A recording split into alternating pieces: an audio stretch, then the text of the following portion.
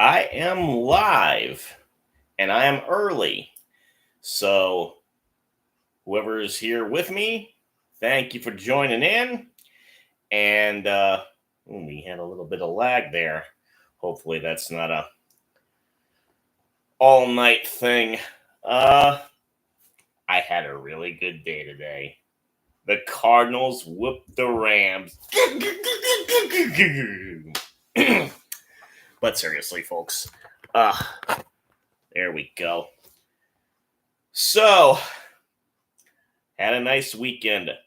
It was one of the rare blowouts. Not only did they win, but they blew them out like out of the desert and out of the water. So a lot of close games again. And the any given Sunday rule was in full effect. Uh, we had the Saints clobbering the Cowboys as one of the examples of a not close game. Which is always good whenever the Cowboys lose. But a lot of teams won on the road, barely. The Raiders shocked the Ravens. The Browns got off the schneid against the Jaguars, and the Jets did the same thing against the Titans. The Vikings are 2-0, despite having what was essentially a backup QB start for maybe the entire season, and they beat the Niners. The Seahawks also won on the road in OT against the Patriots, so they're 2-0, which isn't good for the Cardinals' standings. Although with the Niners' loss and the Rams' loss as well, we're now in a tie for second, or depending on your perspective, last. The Commanders won despite not scoring a touchdown. They beat a Giants team that couldn't score an extra point because their kicker was hurt. I thought initially it was 13 field goals between both of the teams, by the way the score was. And we missed having a scoregami in that game by that much.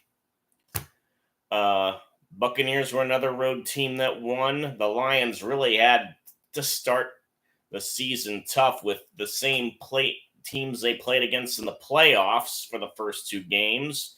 They're 1-1, which I suppose it could have been worse, given the Rams game was so close as well, and that went into overtime too. Packers hung on to beat the Colts. Steelers did the same, another road winner against the Broncos. And then the Chiefs got a last-second field goal from Harrison. I'm definitely not a liberal Buckner. So they continue to be undefeated and continue to be a thorn in the rest of the NFL's side. I'm watching the prelude of the game right now. The mothers of today's starting quarterbacks are talking up something. Mike Tirico and Chris Collinsworth will be calling the game. And I am pretty much prepared. I just need the remote to cooperate.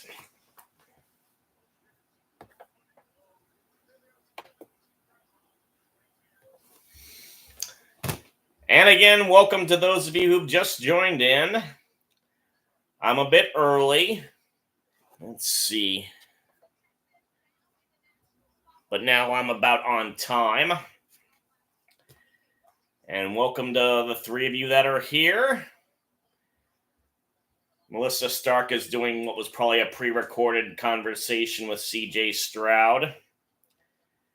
And if you're a big fan of Tom Grossi like I am, you know they're more like the Houston Strouds as opposed to the Texans. And in other Arizona sports news, my Diamondbacks are still in the wild card hunt. They apparently won an extra inning walk-off fashion. And hello, Nash. Glad to see you in again. You, I imagine, had a great Thursday given the Bills trounced the Dolphins in Miami Gardens, that is. So, oh yeah, Eberflus. Yeah, you're definitely a happy dude. And D'Amico Ryans are the coaches. We're almost ready for the kickoff. Astoundingly, Energy Stadium opened their roof, and it's still the summer. So much for air conditioning.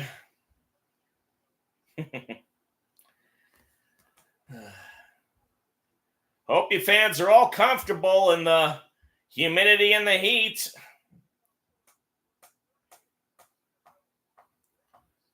Okay, the return percentage for the kickoffs has dropped a bit since the first week.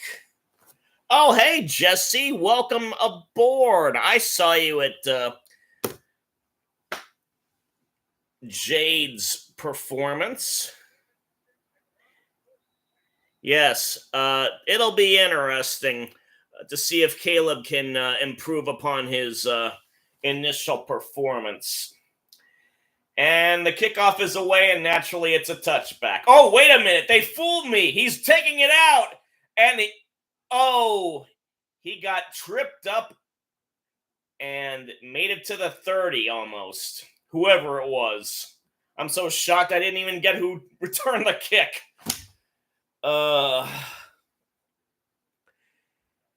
Yeah, you got to feel for the Dolphins given to got hurt again. I saw that. Man needs to learn how to slide. Or to remember how to slide if he already knew it. So Stroud is in underneath the center. They introduced the offense for the Texans already. He's back to pass. And, tipped by the Bears. Byard almost had an interception, but he was too far away. Sanborn had the tip.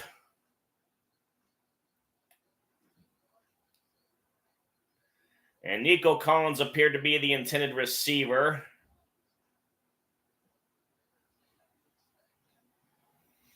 The Bears are in their orange unis. As someone whose orange is their favorite color, I like it. Stroud gets the pass off this time and completes it to Brevin Jordan, number 9. And it'll be third down. Oh, for those of you here who have seen me before, you may have noticed the bare walls. Hopefully you can hit 90 today. Do you mean in Houston or in Portland? We're nowhere near close to being 90. We would be lucky if we got to 70. So 3rd and 6, Stroud is in the gun. Back to the action here. Back to pass. He had to hitch up a little bit. But he got the first down to Mixon. Oh, subs.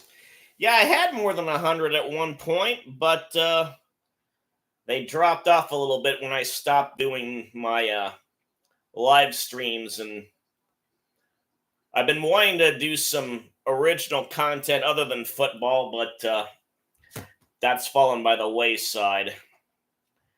So Stroud is under the center this time, and he does reverse handoff, and Mixon, who initially was in motion on the wide receiver slot, got another first down. But at any rate, the bare walls are an indication I'll be moving soon. Headed off to Hillsboro for that new job, and I'll be moving in earnest on Friday, trying to get some stuff packed beforehand. try and get some stuff in before Friday. And Stroud's in the gun, or under the center again. Hands it off to number 22, Cam Akers, a free agent pickup. And now they're introducing the Bears defense. I've already forgotten who Akers played for. He's one of those guys that's been shuttled around the league a bit. I think maybe it was the Rams, although I think he may have been with the Eagles too. I'm going to have to look at NFL's channel for that. And Stroud is trying to do an audible. Collins is in motion, and so is his tight end. Oh, we got movement. Is it the cha-cha or is it an offside? Nope, it's the cha-cha by Land Clark in his 5th season NFL referee. Kenyon Green, the guilty party.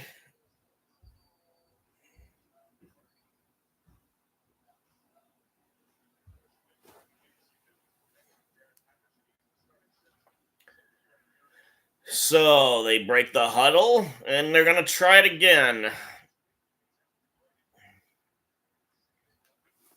2nd and 15.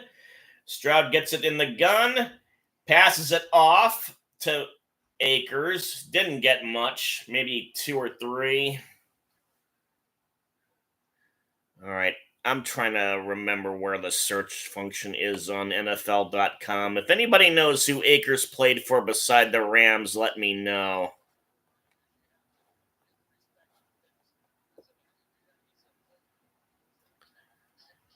Okay. 3rd and 12. Heading towards 11 minutes left in the quarter. Stroud in the gun is back to pass, and he's in trouble, but he gets it off, but it's not going to be enough for a first down. Tremaine Edmonds was the receiver this time, number 33, and we're officially under 11 minutes to go in the first quarter.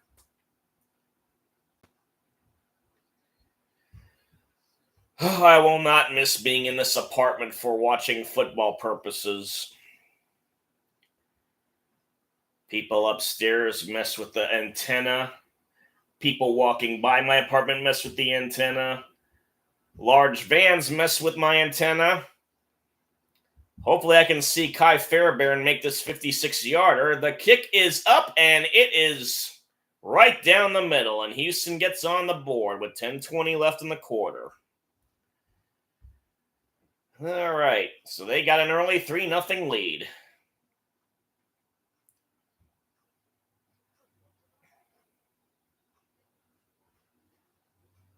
And we're going to be at a commercial break.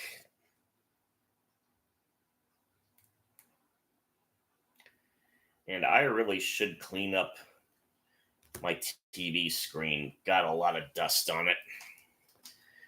Been opening up a lot of boxes, and they've been gathering the cobwebs in addition to some residue. So I'll be back. I give you what's left of the chair. Ugh.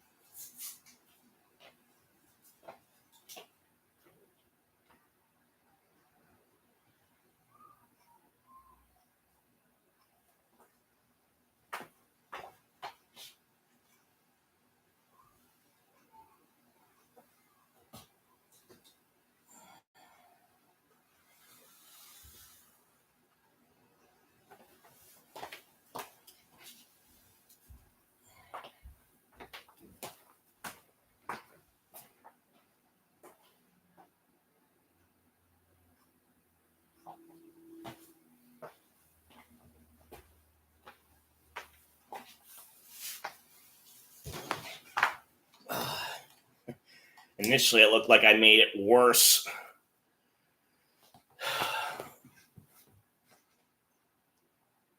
Okay.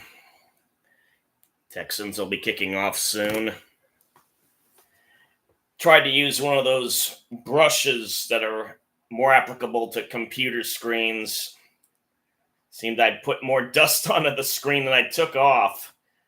Are they going to return this one again? Oh, the Bears this time are actually going to return it. And he gets smushed at the 23. That was number 11.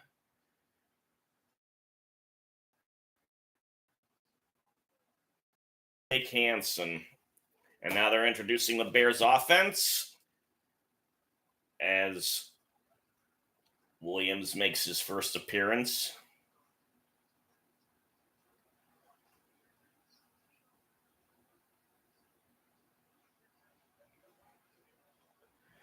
So we got a triple backfield with Williams in the gun. He goes back to pass, gets it off to number 14, Everett, who's officially listed as a tight end, but you could have fooled me. He looks very receiver-like.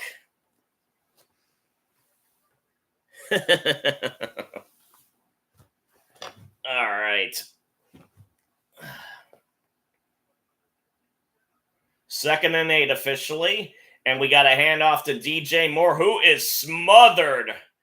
Number 91 and number 55, 55 being Danielle Hunter.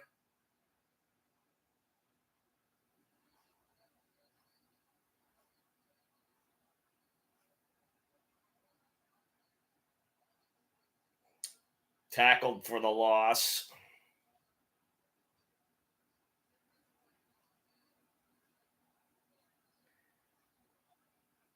Will Anderson was the other gentleman.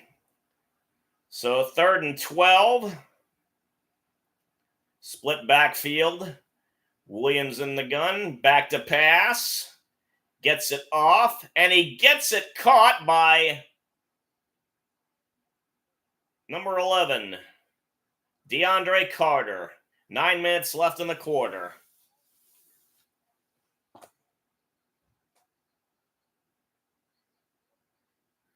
Did a great job to get both of his feet in bounds and drag and make those asphalt pellets kick up. Williams with a quick pass, and number 11 has caught it, and he's down and forced out of bounds. That was Carter again. Almost looked like he was going to break it, but Bears caught up with him. Number 24 missed the tackle.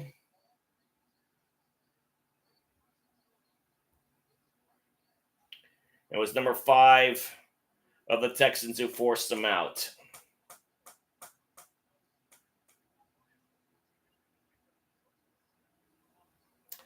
And Williams under center, hands it off to Moore again. Oh no, that's DeAndre Swift, number 4. Another tackle for loss.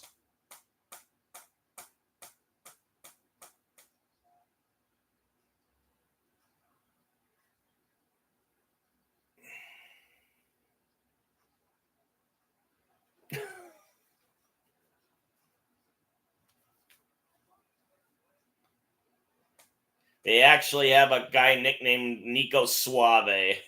That's funny. Williams back to pass again on 2nd and 10, and he gets it to Swift. But he stopped short of first down. It'll be about 3rd and 2.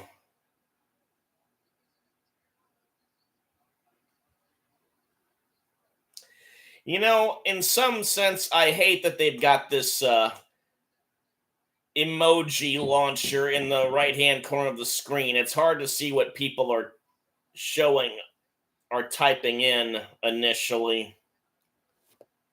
If you're asking who you got, I have no freaking clue. I'm just hoping for a good game. And it's a fake handoff to Swift, and Williams gets it to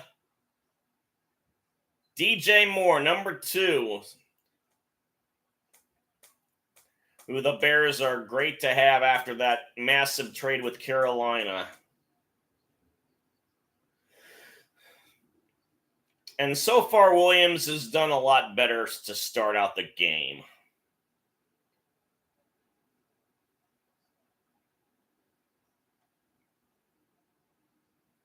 Clock is ticking down. Williams under center again, single back in the backfield. And he gets the ball, DeAndre Swift, and gets about 2. And we're under 6 in the quarter.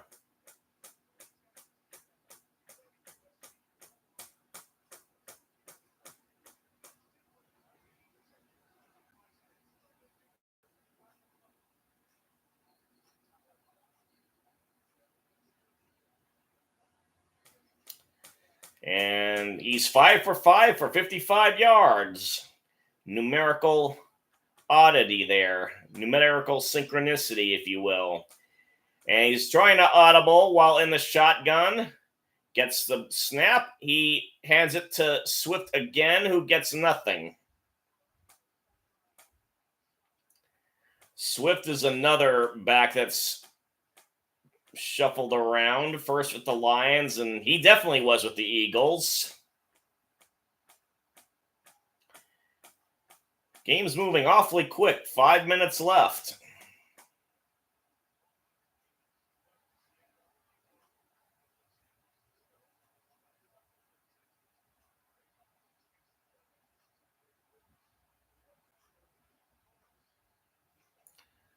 Third and 9.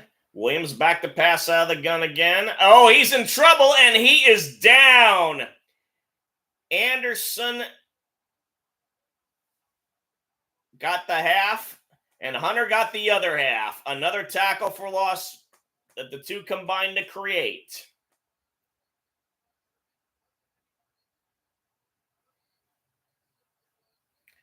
And Alshire almost had him initially, and the rest of the gang cleaned up. And now Cairo Santos will attempt a field goal. One of the better players on the Bears team. It's going to be about a 53-yarder, it looks like. And like Fairbairn, he goes down the middle and he hits the camera. A doink, but it was still good.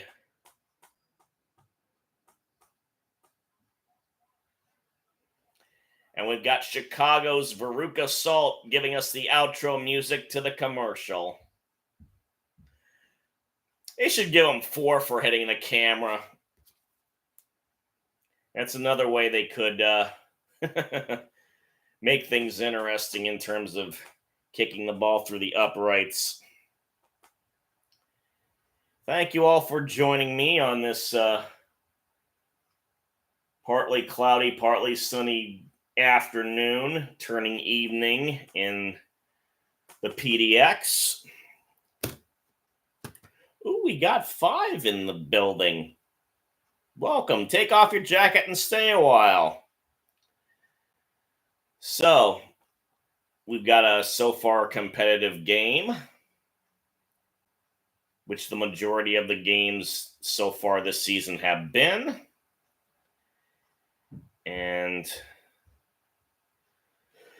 in terms of more good Arizona sports news, my Sun Devils are undefeated on the football field. For some reason, I had to remember that last part. They beat Texas State on the road. And they've equaled the number of wins from last year already. So Dillingham's got them going in the right direction, it appears. The coach, that is. And let's see, as far as Portland goes, our Timbers lost to the Rapids in Colorado yesterday. They're still in the hunt for a playoff berth, though.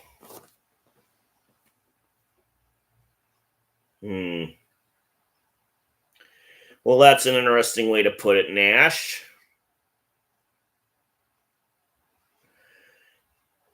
For playoff purposes, my Cardinals would definitely like to have NFC teams lose. You are correct in that, sir. But my parents grew up in Chicago. They were Southsiders, so bit conflicted here.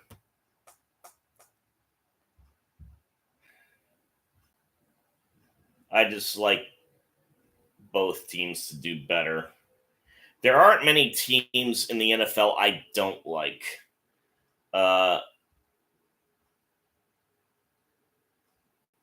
Maybe about 3 or 4.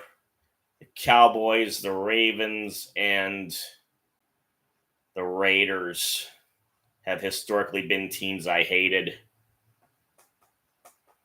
So we've got another kickoff. Maybe they'll actually do another return. 3 in a row. We'd be on a roll. Santos sends it off. Oh, it's going to be short. It's going to be returned again. And number 2 of the Texans, Owens, got it to the 32, but there's laundry on the field. Yeah, maybe a tie. And the ref is discussing it with the umpire.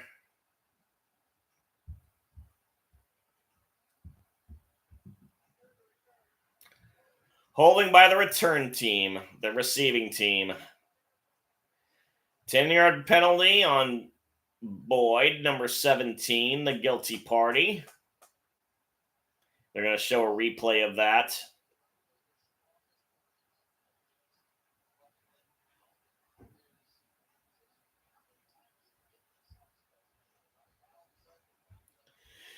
So 30:45 left in the first.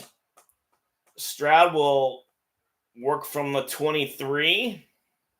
Tank Dell is the man in motion. As Stroud is now back to pass, and he gets it off, and he gets it complete to Nico Collins. Finally got him this time, and it's a first down. Ooh, we got a non-raid record of 6 people. Welcome, everybody. As they show the replay, the coverage was pretty good, but Stroud nailed it perfectly. So now we got a I backfield with the tight end in the fullback position. Stroud is under center, hands it off. And Mixon had the carry for minimal gain.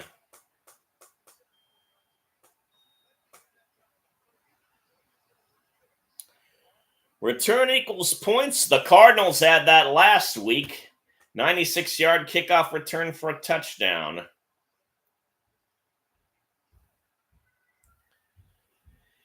So Mixon got 3. It's 2nd and 7. Stroud gets a snap, and they try to set up a screen, and it got tipped.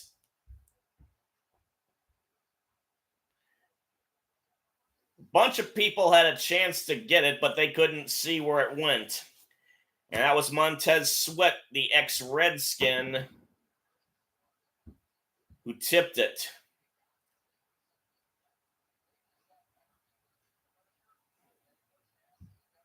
Mixon was the intended target, but Sweat properly sniffed it out. So with the incomplete pass, it's 3rd and 7 with 2:21 left in the quarter. Stroud's in the gun again, gets the snap, back to pass, and he gets it to Collins yet again, but it's iffy if he got it. It'll depend on the spot.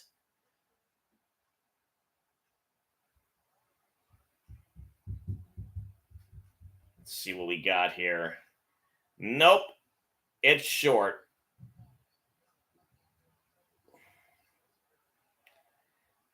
So he got it to midfield exactly, but he needed another half a yard to get to the first. Oh, yeah. Jesse, I'm sure you'll be happy to concur with Nash that, we got a fourth down attempt, and he gets it to the tight end, number 87, Stover. Ooh, quick snap, caught me off guard. But Jesse, you can concur with Nash about seeing the 97-yard TD.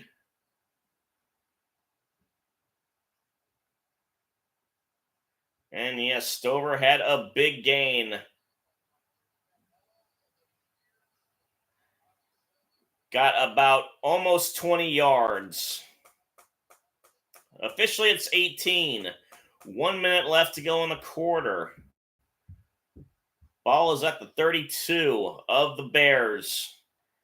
And they do an end around with Tank Dell. His first action of the game. He gets a first down too.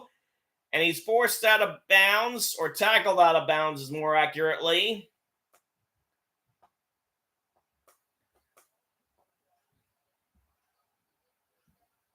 And Stover had the big block.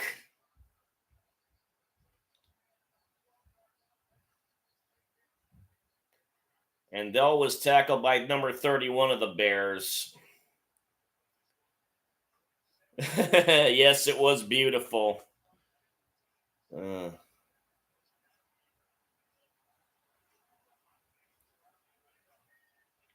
Stroud under the center. He's going to hand it off to Mixon, who gets 2.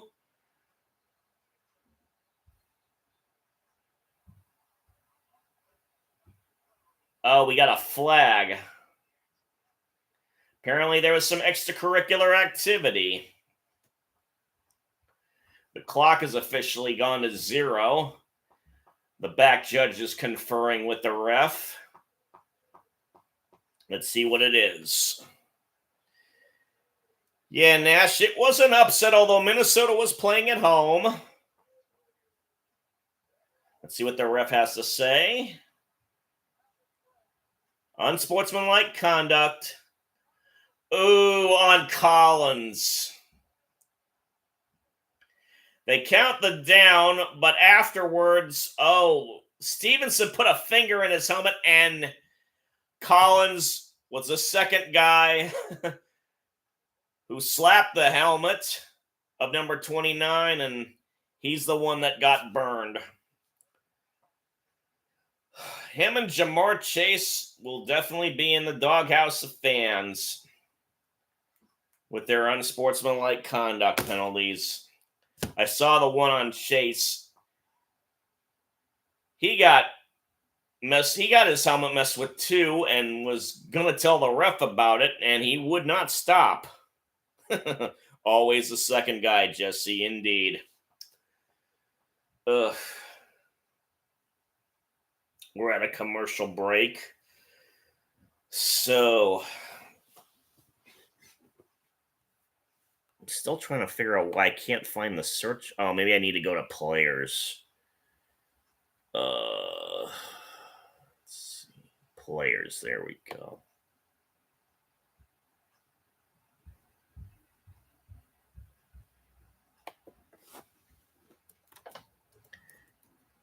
And we do a little search.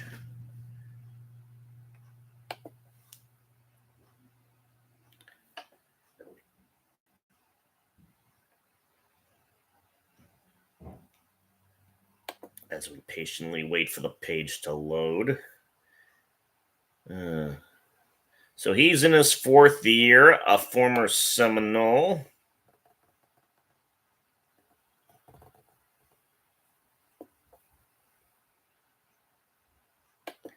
Boy, they've got every kind of stat you could think about for these players.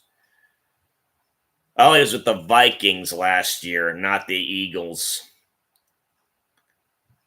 Boy, and Akers had a very up and down time with the Rams. If he was playing a full season, he'd alternate with not playing a full season, not even getting close. Okay. Well, let's hope he stays healthy. He only played 6 games for the Vikings in 23. Really? I'm trying to remember. I know MVMan28 is active on the chat in the Packcast. I'm pretty sure he was there for the 30 for 30 in Minneapolis.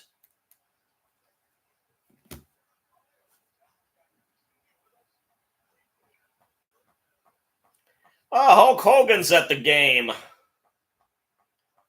Got Texans war paint on his eyes. So it's going to be 2nd and 24. That penalty really set him back. At the start of the second, it's at the 28 of the Bears. Stroud back to pass. Oh, he gets it to Collins, who's going to make up for his boo-boo and gets a touchdown. Oh, wait, there's a flag. Oh, let's see what we got here.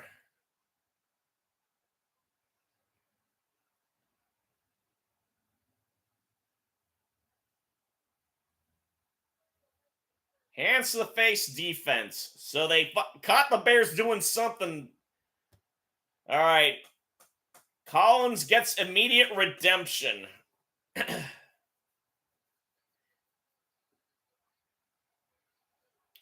And it was Stevenson who was the guilty party with the hands to the face. And he was the guy who put a finger in Collins' face initially. Yeah.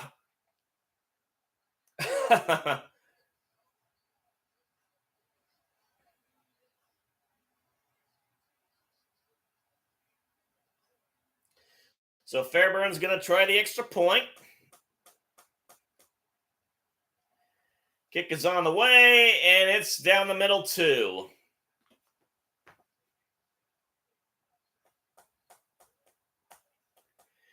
Texans up 10-3 as Williams warms up for his next turn on offense. So, got a lot of action already. And that's the way, I like it, All right. Well, still very cloudy outside. We'll have occasional appearances of the sun. As the Texans get ready to kick it off. Oh, Zona Dex. Yes, how about them Rams? Oh, man. Thank you for showing up, a fellow Zony and cards lover. I am definitely going to be watching some highlights tonight of that. They had a little bit on SNF, but it wasn't enough. I got to see the 15 minutes worth of Cardinals fame. Welcome to the party, Zona. Oh, you got your Larry Fitzgerald jersey and scarf on. Great. I got my Pat Tillman Memorial jersey and my D-backs cap. Arizona teams are doing well lately in football and baseball. The kick is off. Will we have another return? No. A first touchback of the game. So. And how about them boys? How about them girls is more like it. We Cards fans like to call the Cowboys the Cowgirls, don't we, Zona?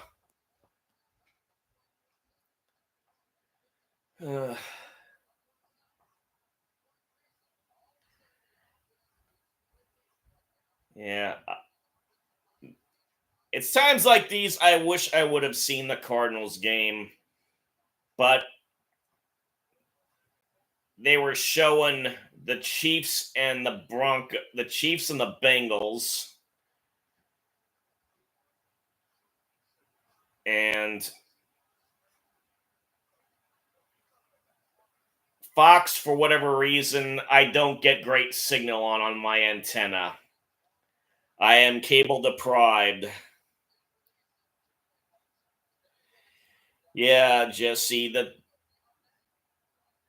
Texans receivers are world class. And we have Williams back to pass after an incomplete pass. And then he gets it to number 15 this time. Odunze, the rookie. He certainly adds to the Bears' receiving talent.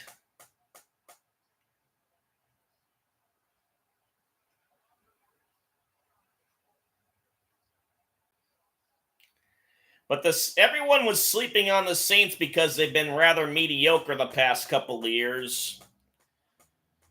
But they've been very impressive. Oh, Williams in trouble, has to throw it away. And it's going to be 4th down.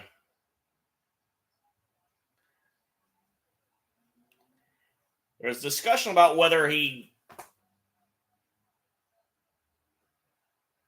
was doing the intentional grounding thing, but not like it matters. Although they would have lost a lot more yardage, it still would have been 4th down with the loss of down. So the Bears are going to punt. Number 19 is out there for the Bears.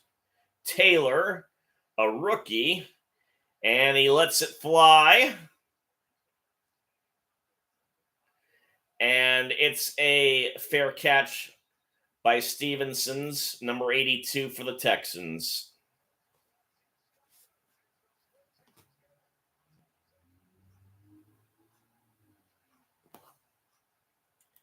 Nash, I'll tell you what's scary. Tom's representation of the Strouds, that's what's scary. Zona, you've got a baseball team playing a basketball team? I hate to be a stickler for correctness, but that's kind of an odd one. Let's see.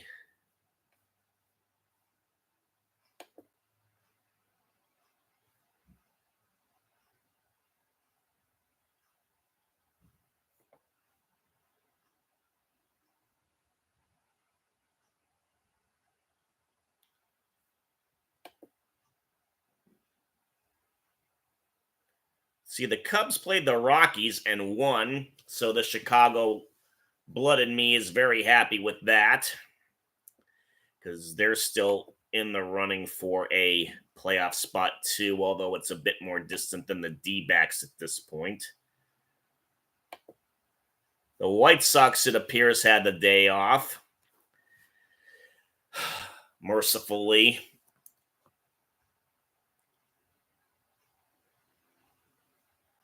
Oh, I get it now. Ugh. So based on the score, that's what you meant. Oh, yeah.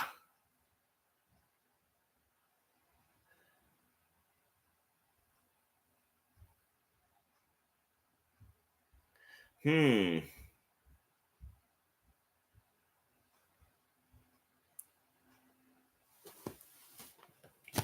So yeah, the Strouds are acting like rockets on the offense. And the Bears are acting like Cubs. So yeah, that was a big surprise with the Ravens losing at home to the Raiders. Gardner Minshew came to play. And we're back from commercial break. Nash, are you wanting me to look that up on Google, Nash?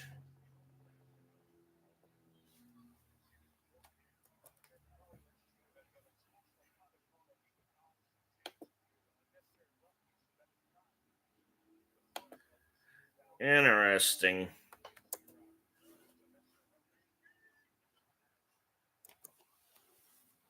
So they handed off to Mixon, who gets nowhere. And Nico Collins' penalty, instead of being unsportsmanlike conduct, has been changed to unnecessary roughness, which apparently is key down the line. He could potentially have gotten suspended for what he did, or getting a collection of those penalties and then be suspended.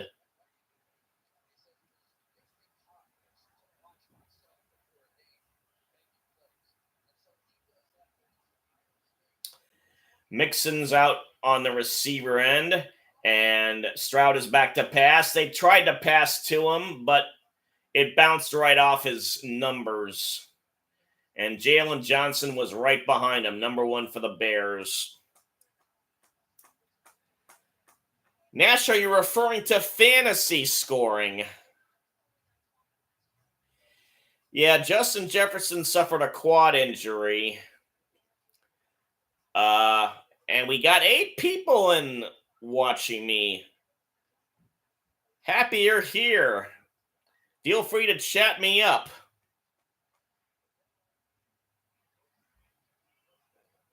So Stroud's back to passing the shotgun, and he lifts it up, and he got number 1, Stephon Diggs. We have a Stephon Diggs sighting, and he got the first down. That ought to make him happy. Can't have any malcontents questioning why the offense isn't going to them. And now we got beep, beep, beep, beep, beep, beep, beep from the referees. Oh, we got a challenge flag. Let's see here. They're doing the replay. We got 1, and we got 2. And he hung on to it very well with one hand. Ugh. 12:30 left as the refs review this. And according to the broadcasters, this will not even be close. So,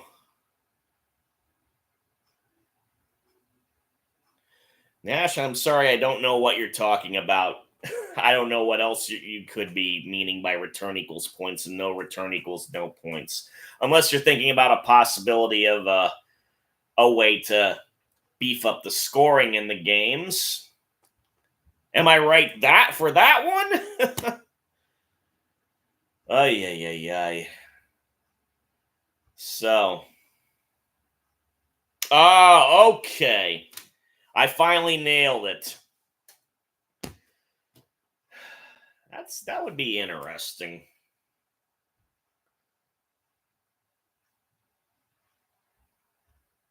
I wonder how they would divvy up the points. Would it be based on yardage gained? Would it be like 3 if you got to the midfield or something? Maybe 4? Oh, the possibilities remain endless.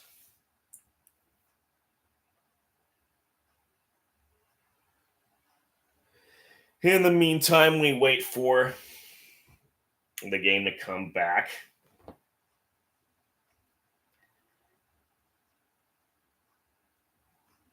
Thank you for saying it was a good question. You're a smart young boy. And somehow we've got Amarillo and Stephen A. Smith in a commercial.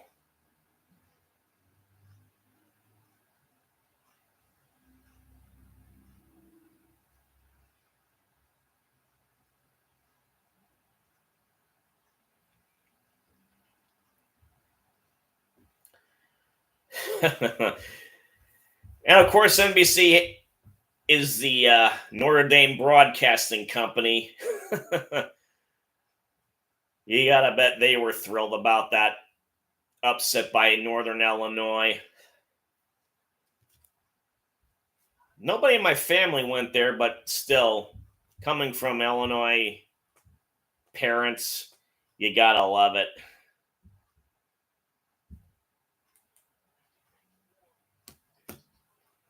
So they confirmed the catch. Chicago lost a timeout. And Texans have a first down at their 44. Diggs in motion. Stroud is back to pass, and he's in trouble trying to get out of it. He throws it, and he gets it to Collins, who appropriately celebrates and notes he's got a first down. Oh, SoCal. Go Chargers, go Dodgers. Chargers, yes. Dodgers, no. I must object strenuously to that last one.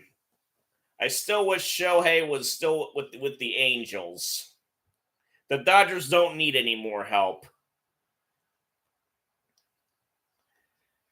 Surprisingly, they aren't doing as well from a record standpoint. In the meantime, back to the action. Stroud hands it off to Mixon, who runs into a crowd and only gets a yard. Tackled by Tremaine Edmonds, number 49, I think, for the Bears.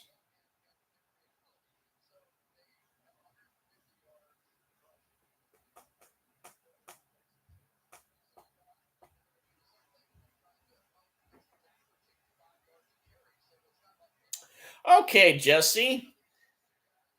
Yeah. I thought for some reason they were in Rockford, like Cheap Trick. So they did the they did the end run with Tank Dell. He got a couple of yards, but it's still not a first down.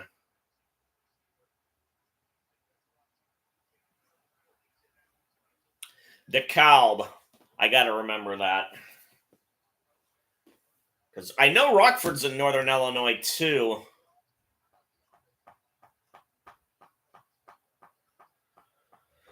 Okay.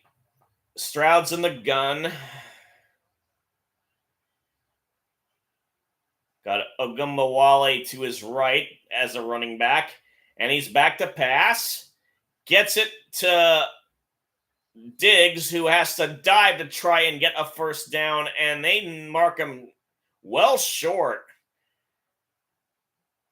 And line judge is indicating it's going to be fourth down. And they've decided to kick a field goal.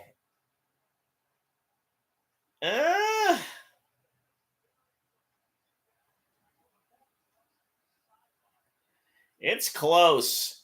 And he's going to wipe out that pylon cam. So now the Texans are going to challenge it. So we got 2 challenges in a row. And we're under 10 minutes in the half.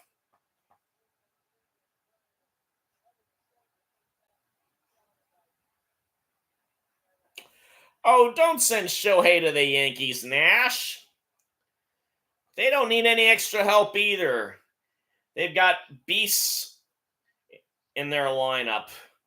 Judge and Soto.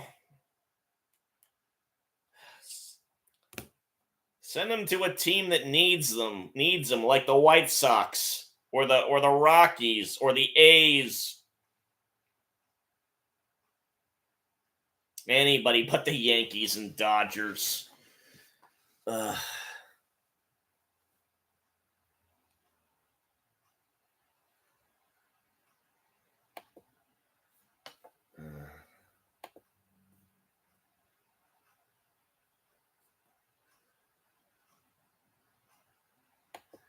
So let's do a move back as we wait for the challenge to be reviewed. Dodgers and the Braves are tied in the 7th in Atlanta, or suburban Atlanta, I believe. That's the last game left to play in the MLB tonight.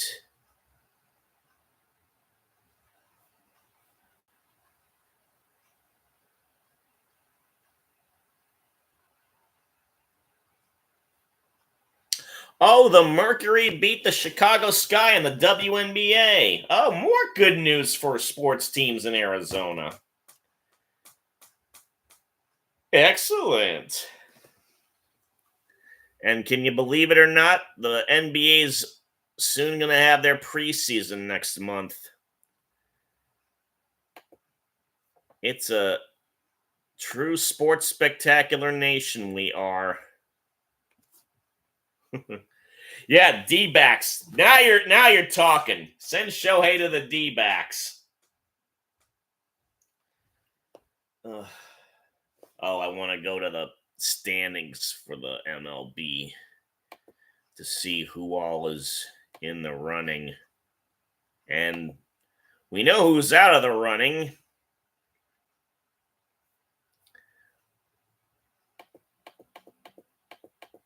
We knew the White Sox already. Oh, they're back.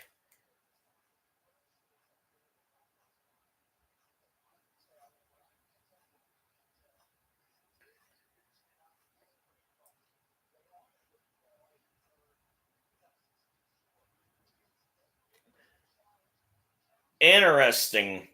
So they ruled that the spot wasn't correct. It was closer to the first down marker, but he still didn't get a first down, so he actually lost the challenge. That's weird. But Kai Fairbairn's out to kick a 47-yarder, so the extra distance forward helps him a little. Not that I think he particularly needed it, because it's right down the middle again.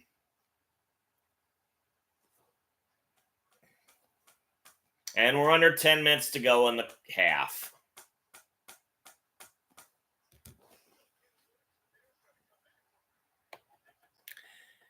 And the Bears will get the ball back soon. Only team without a 4,000-yard plus or 30 TD plus passer is the Bears. They've gone 14 straight seasons without a quarterback to start every game. Really?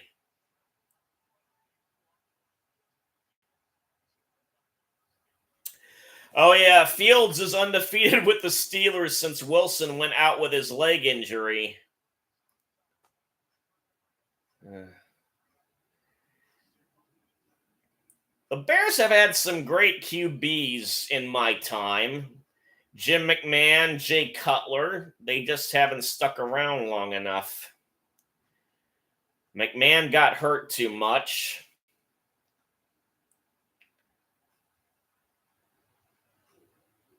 And Cutler had some ill-timed injuries too, especially in the playoffs.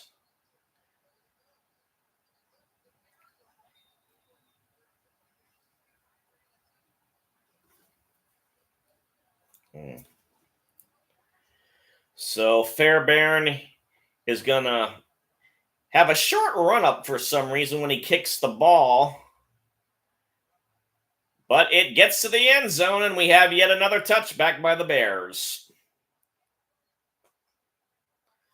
So looking at the American League standings, the Angels and the A's are out, as well as the White Sox.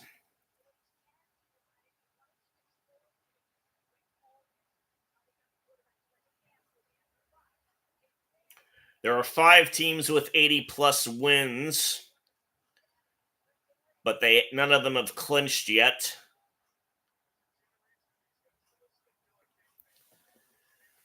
And there are 4 teams with 75 wins or more as well. It's going to be a down-to-the-wire race as Williams hands it off to Swift, and he gets 8. It'll be second down. As far as the National League goes, the Rockies, the Nationals, and the Marlins are out. And we go no huddle. And Williams hands it off to Swift again. And did he get it? No, he did not. So Philly's gotten to 90 wins. They're the first to do that. And they appear to be in the race for home field advantage. Dodgers only have 87. Milwaukee has 86. And with my TV glitching, I missed the run, which apparently did not result in a first down. This will be interesting.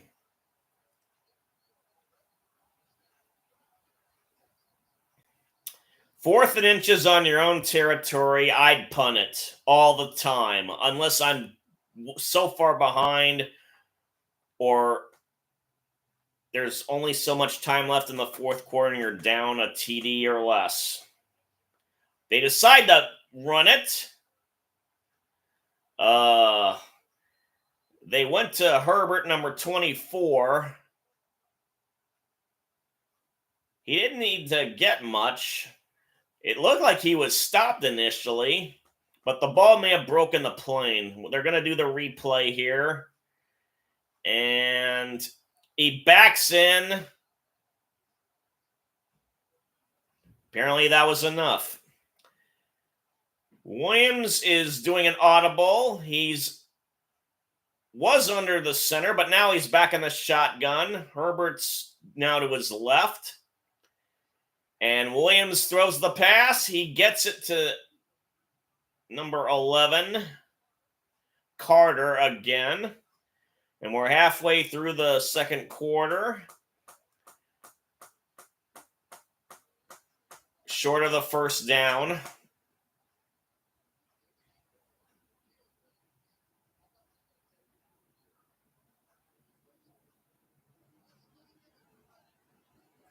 Second and 4, so Carter got 6. Let's see here. Williams is under center, and he fakes the handoff to Swift, and then tries to screen to Swift, but it was just too far away from Swift. So it'll be 3rd and 4. So there are 7 teams in the National League with 80 wins plus.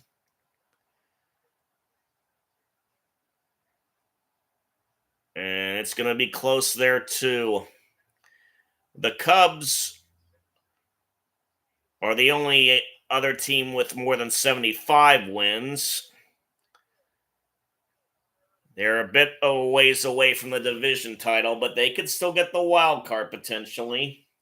But a lot has to happen right for them. Williams is in the shotgun, was back to pass, but we have Laundry on the field, one of Jade's headbands. Or did they call a timeout? Did someone call a timeout? So the Texans called it so they wouldn't get penalized for delay a game. Okay, there's your baseball update.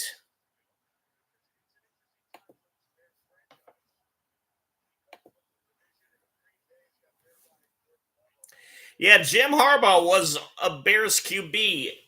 In the pregame, they had a list of all the quarterbacks the Bears have had since they won the Super Bowl last. And Harbaugh was among many who was briefly with the Bears.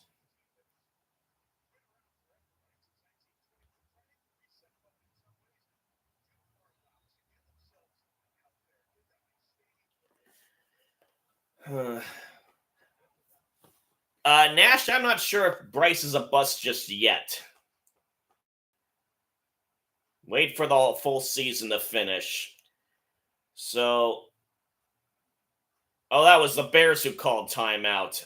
For some reason, I thought the ref said Houston had called it. But he was pointing in the Bears' direction. But we got another flag in the meantime. False start. Cha-cha.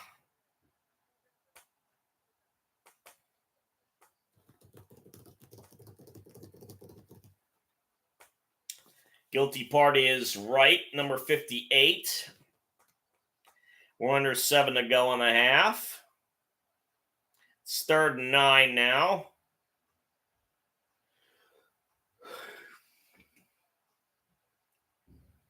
Ball is on the Bears 40. We have an audible now. Williams gets the snap. No flags this time, and he's being chased out.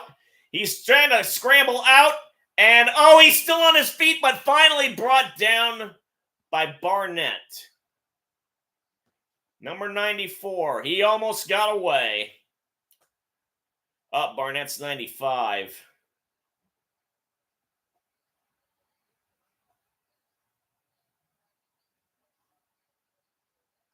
Hunter was the first to put pressure on him, and then the rest of the team got at him. So the Bears are going to punt. That was their second. That was the second sack for the Texans. Got another Aussie punter, apparently. And he puts it out there. Ooh. Very good. So that was about a 40-plus round the 14-yard line of the Texans. And we're at commercial break. And we wait.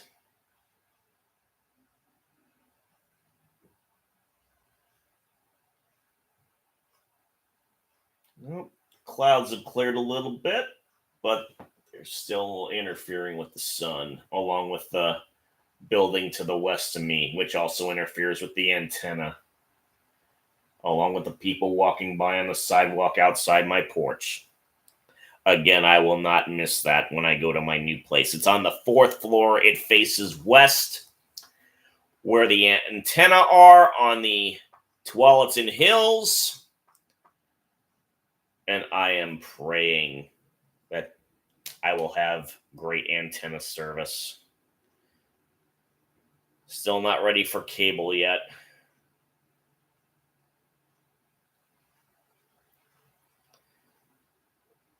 And Peyton Manning is taking art classes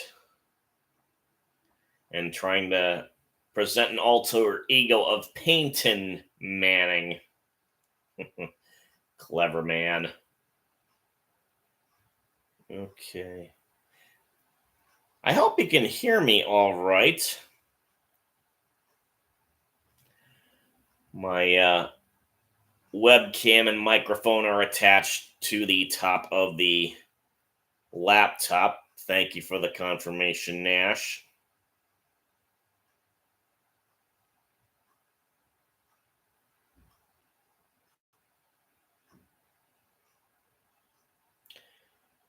So we sat so patiently. It's a little journey right there.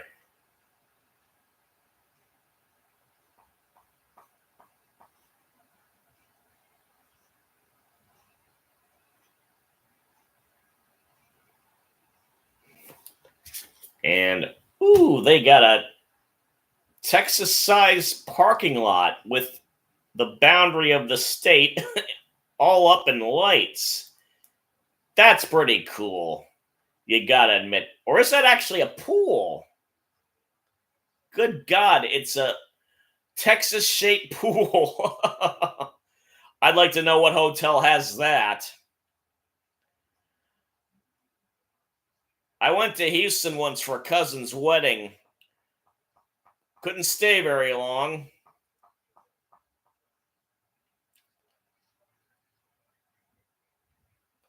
Okay. Stroud's under center.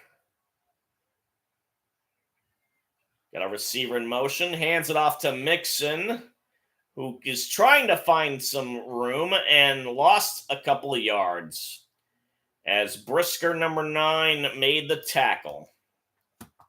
It'll be 2nd and 12.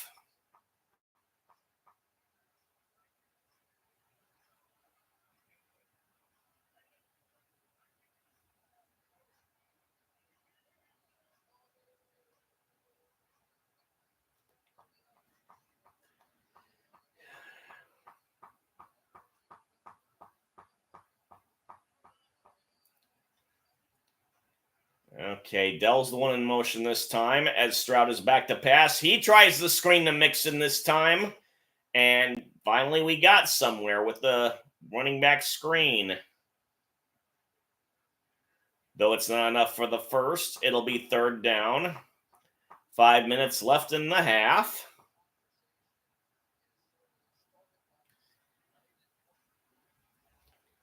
Well, it was fun while it lasted with the chat being the way it did. I appreciate you for staying, Nash, you and Jesse.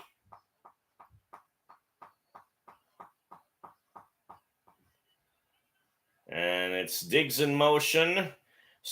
Again in motion as Stroud drops back the pass, and he is dropped.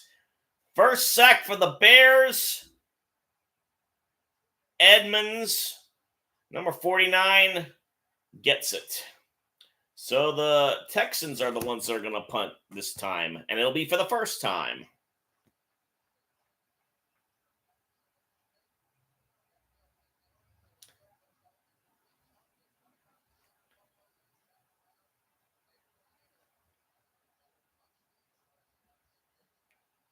It may have been a assist on the sack from number 59 from the Bears.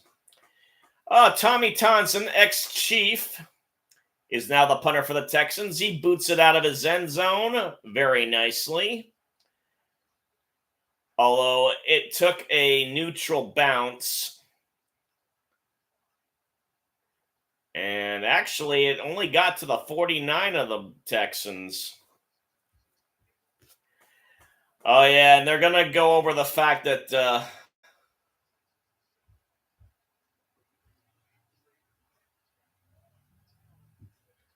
Bears and the Texans had great draft 2 seasons ago. So, Williams is under center, and he's back to pass, and he gets it to Swift, who gets about 6. Clock continues to run.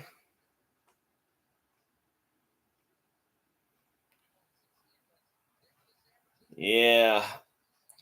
That's all they can do is keep it close for now. Oh, he made more yards than I thought. It 2nd and 3. And he hands it off to Swift, but number 5 is on him like ticks on a hound dog. No gain.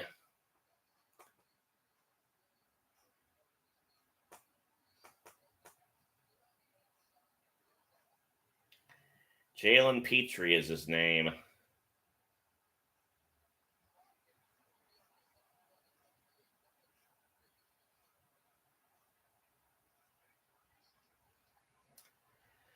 Clock continues to run. Bears are still huddling it up. Williams is in the gun. And Williams is back to pass. Gets it to DJ Moore, who got the first down and then some, and gets out of bounds to stop the clock. Down to the 16 of the Texans.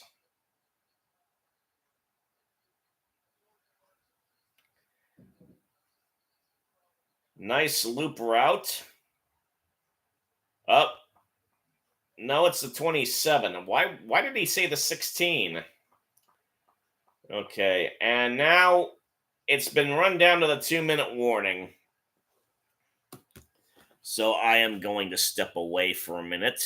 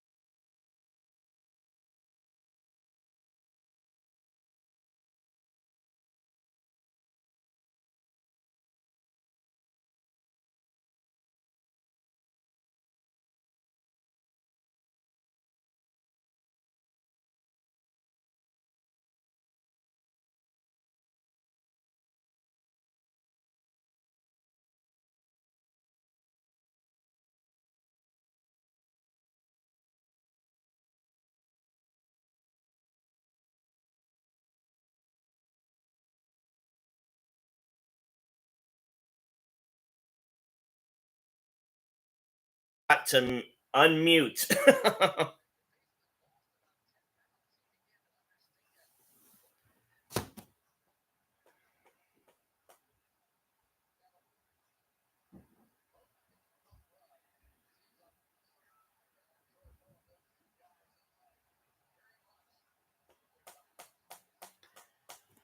Ay, ay, ay, ay.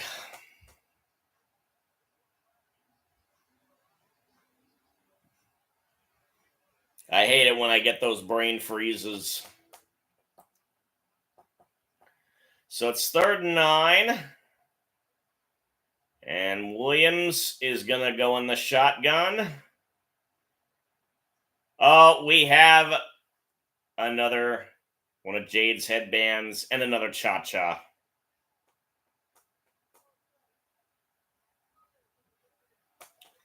.58 right gets another false start called on him.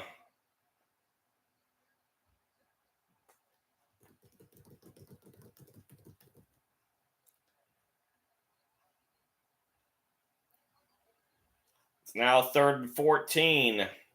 They've only had 7 rushing yards for the half, and only 70 and 80 total yards altogether. They're not careful, the game will get away from them. Williams back to pass. He guns it. Oh, almost picked off, and we got laundry all over the place. I'm betting it's pass interference. That seemed to be the preliminary signal from one of the refs.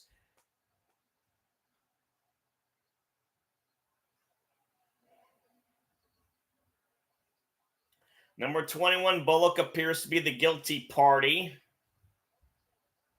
Oh, yeah. That was definitely pass interference.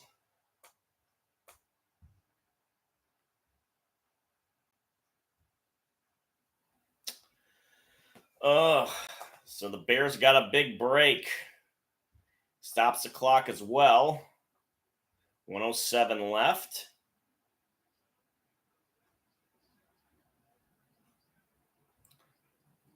Four penalties on the Strouds. And the ball's now on the 6. Williams is in the shotgun.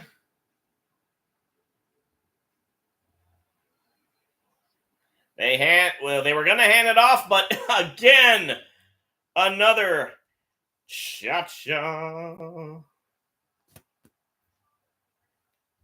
This time it was on the tight end. Lewis, number 84, the guilty party.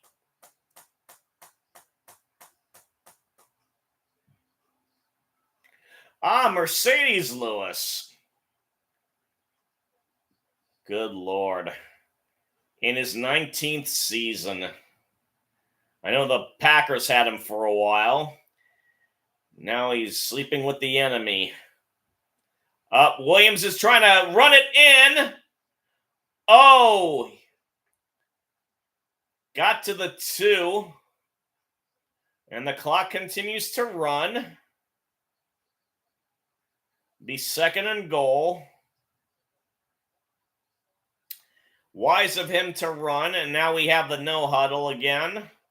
Williams is in the gun again.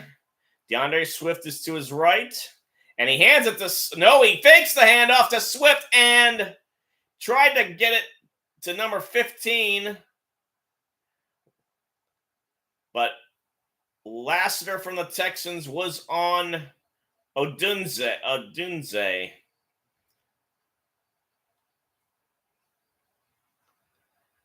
And it was contact before the pass went, but no harm, no foul this time, according to the refs. So we got 3rd and goal, 35 seconds left. Williams is in the gun again. And he hands it off to Herbert. And he gets a touchdown. And he does his little TD dance. Oh, they needed that. They needed that bad.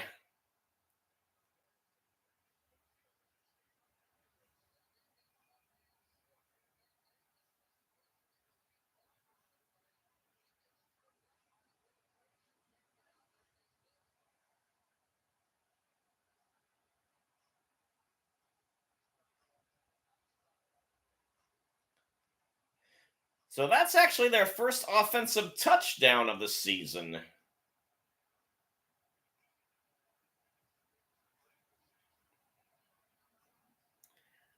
All right, they guess the extra point and they get the golf clap from me. And yes, Jesse, we got a game.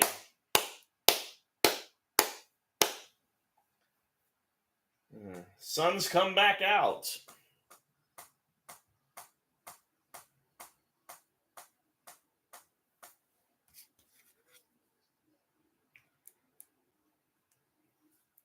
I need to get me some fluid refreshment. We're at commercial break, obviously. Either of you two play online games? I've gotten into Star Trek Fleet Command recently. Just started it up on Friday. In between packing boxes, I'm trying to build up my fleet. Yeah, I'm in the Portland metro area. I'm currently living in Troutdale, which is on the far east end, but I'll be moving to Hillsboro, which is on the far west end for a new job with hopefully more rewarding work. How about you, Nash? You a gamer? Or whoever else has joined us? And I thank you for joining us.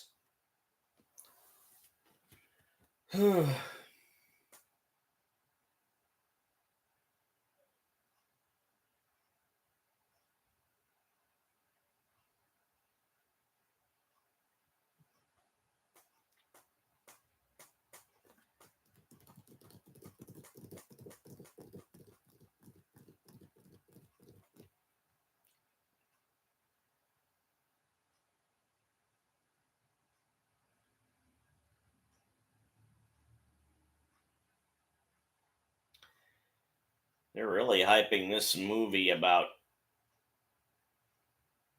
Fight Night, the $1 Million Heist.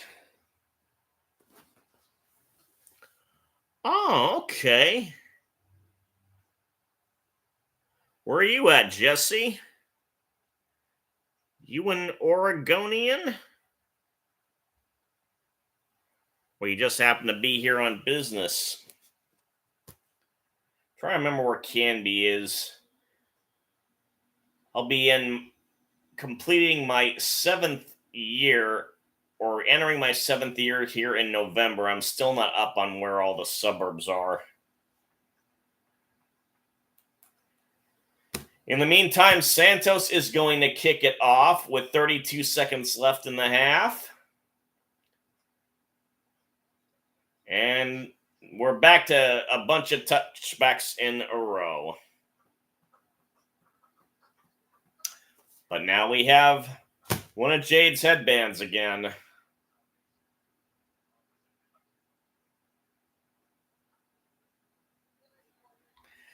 A legal formation on the kicking team. This will be interesting to see. Oh, what a name. Say that 5 times fast. So, oh, he left early. Bit impatient. Let's see, where are they going to spot the ball as a result? The 35. Okay. Stroud's back to pass. Gets it to Agumbawale. And he gets a first down, but he does not get out of bounds. And they're going to have to call their final timeout.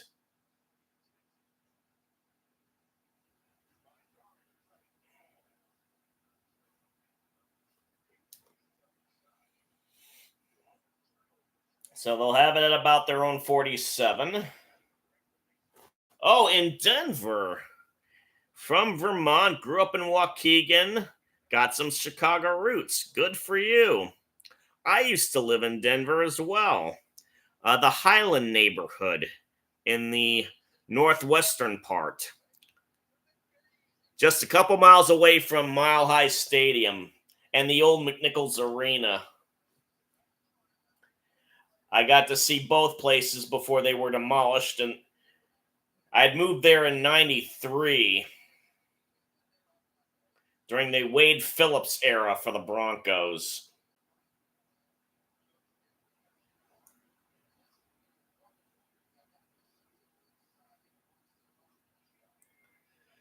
Stroud's back to pass, and he gets it to... No, he doesn't. Dell couldn't hold on to it, and I think he would have been out of bounds anyway.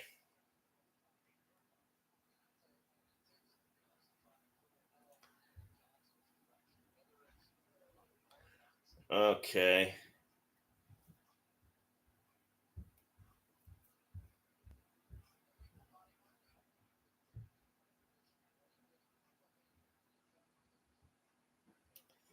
So back to the game. 17 seconds left. 2nd and 10. Stroud in the gun. Back to pass. And now he's going to run. And he gets it to Nico Collins. Another great catch by the Nico man. 9 seconds left. 1-0. 1.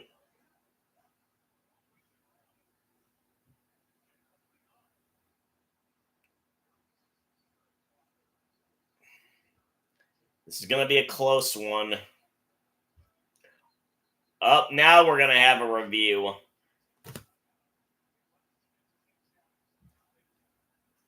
Chicago's taking a timeout, hoping that they'll review it.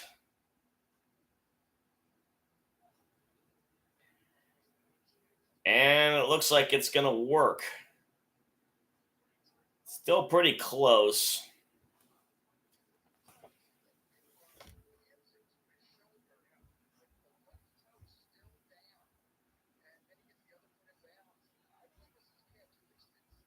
Okay, Nash.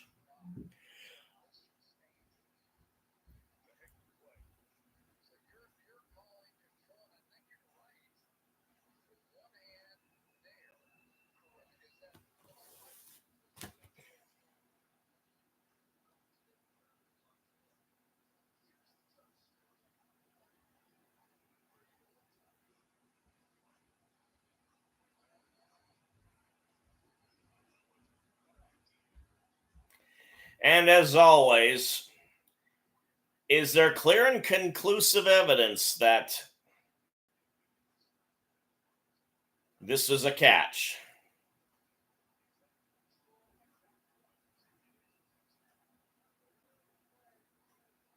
Ruling stands. Quite a catch. So no timeouts left for anyone.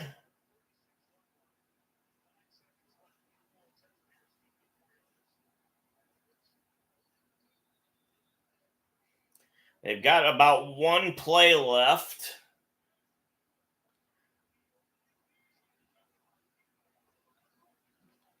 Now we got beep, beep, beep, beep, beep, beep, beep, beep, beep, beep, beep, beep, beep. Oh, we got a false start. Another cha-cha.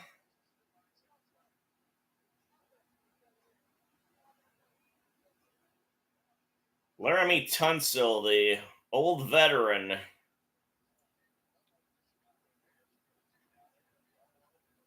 Are you okay, Nash?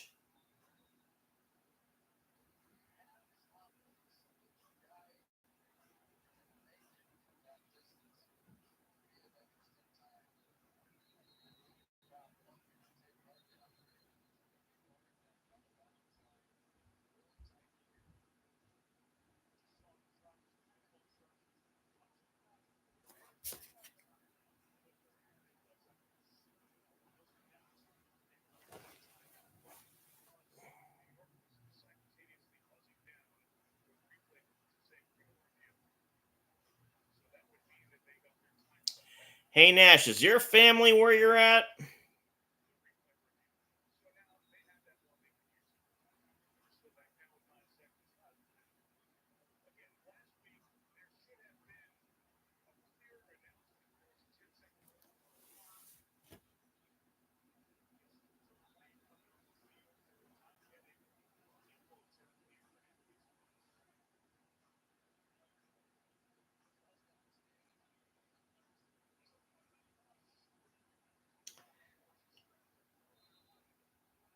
Okay. I don't know what's going on with Nash, but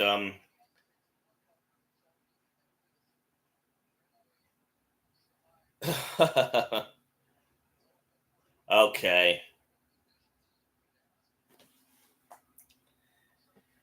As someone who was the spelling bee champion 2 years in a row in elementary school, spelling's got to count. While all this was going on, the Texans are going to attempt a 59-yarder. He made it. 1 second left.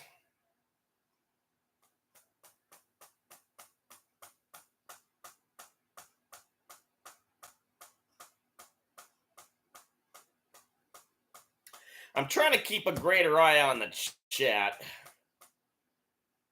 since more people have actually shown up and typed stuff in.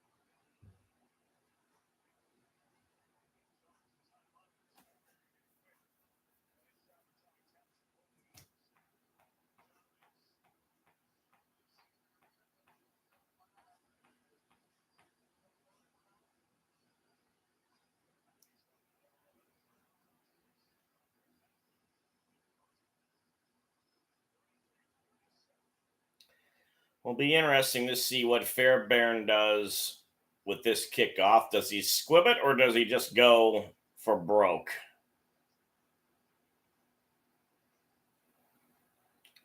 And he gets it, and they're going to return it out of the end zone. Ooh, nice tackle of DeAndre Carter. First half is over. Texans are up by 3. The Bears are going to get the ball back to start the second half. And I'm hungry and tired. Ugh. Whoops. Okay, I got to get me some caffeine. Yes, it was a good half, Jesse. Very competitive eventually. You want to see competitive games live on TV, unless it's your team that's doing the blowouting. So I imagine Nash has gone on to do the Tom Grossi raids. I got to get something in my stomach. So, again, I am off. Can you believe it? Kyler Murray had a perfect QB rating.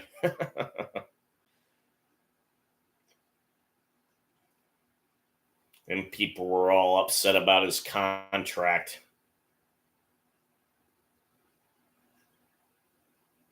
That's what started all this craziness with the salaries.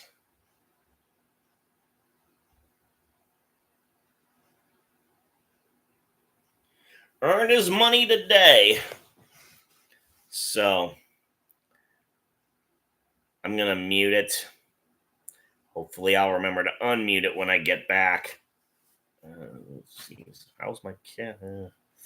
Never look good in hats. See you in a bit.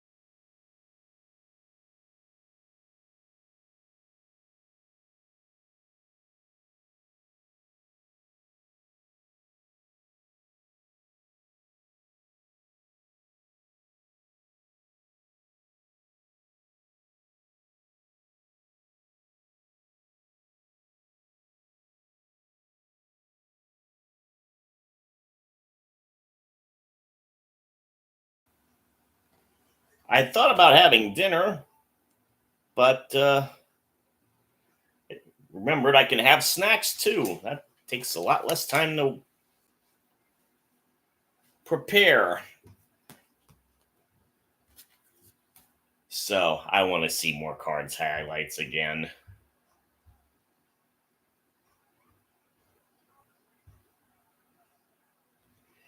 Well, Kamara had himself a day.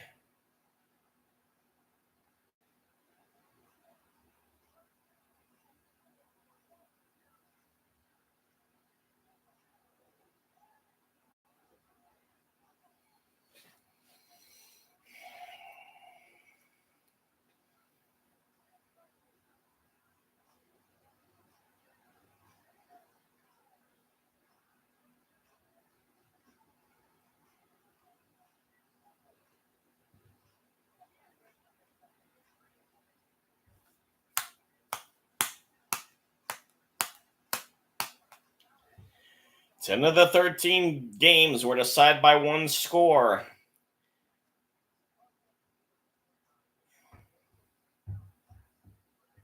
Or less.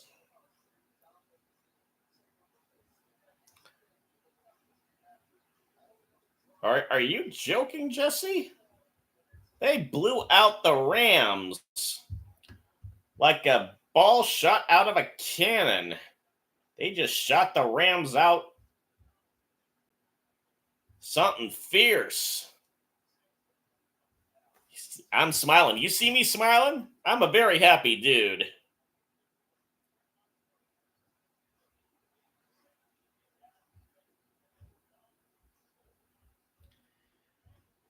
So they're talking about the Saints, who deservedly are getting a lot of good attention.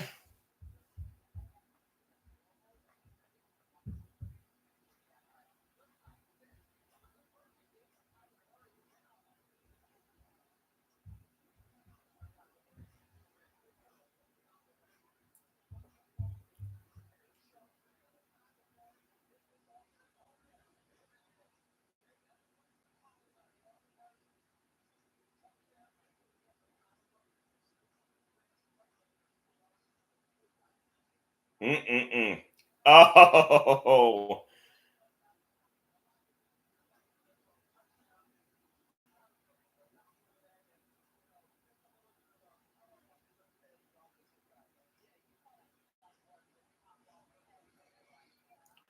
now, the Rams were something of an injured team, though, Jesse. But I'm not going to complain. It's still a butt whipping.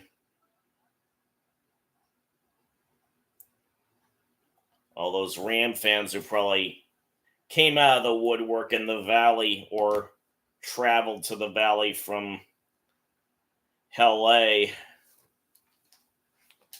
got very disappointed. All right. Time to put something in my stomach. I hope you don't mind hearing me eat.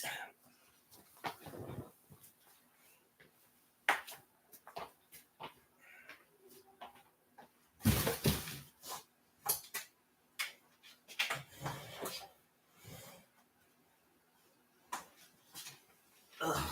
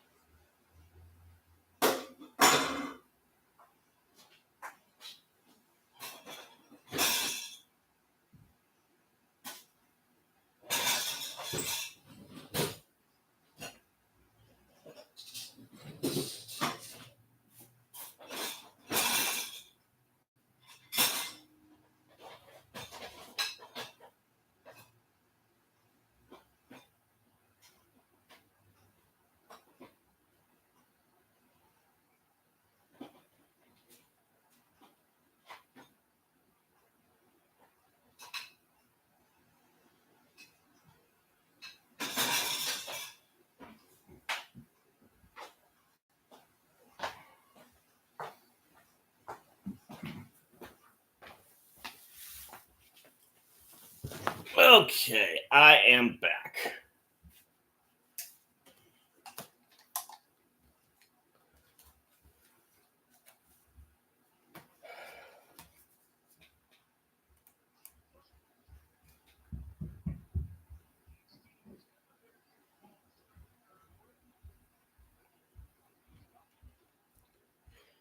And Fairbairn will kick it off to start the second half.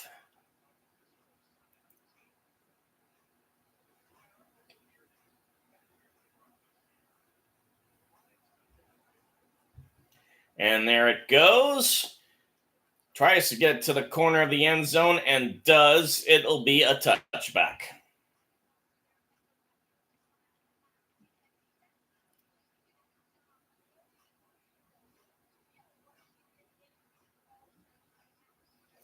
This game really started to drag on in the second quarter. Almost 2 hours of streaming already.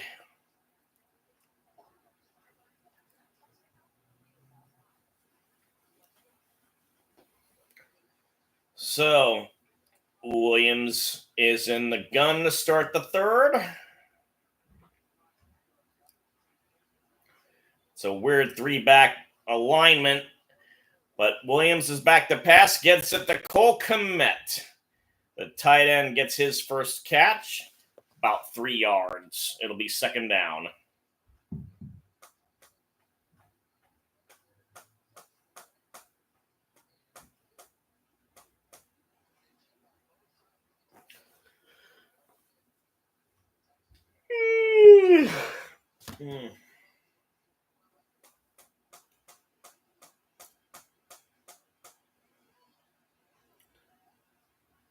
Finishing off that warm milk might do me in. Williams is under center and hands it off to Swift, who gets about 5.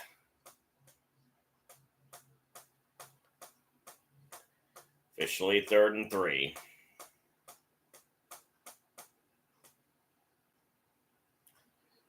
Let's see. Let me think here. The next commercial, I'll turn the light off in the back.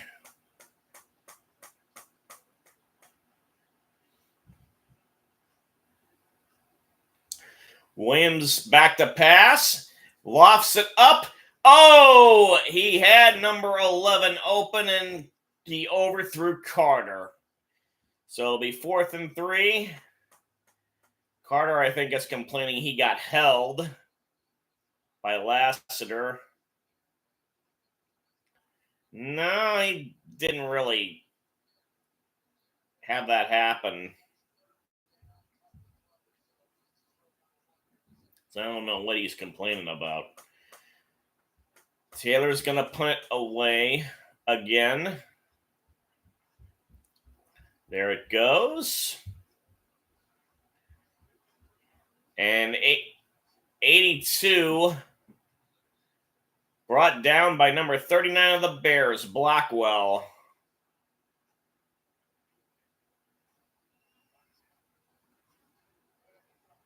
Okay. Have a good night, Jesse. Get yourself a good sleep.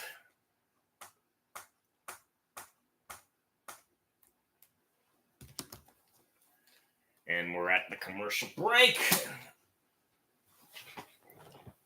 And thanks for the good wishes, too, by the way.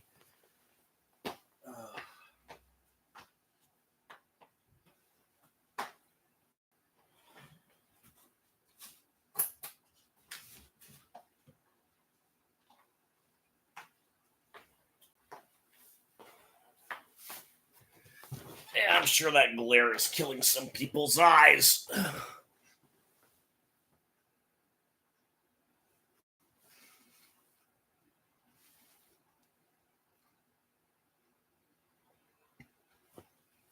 Let's see.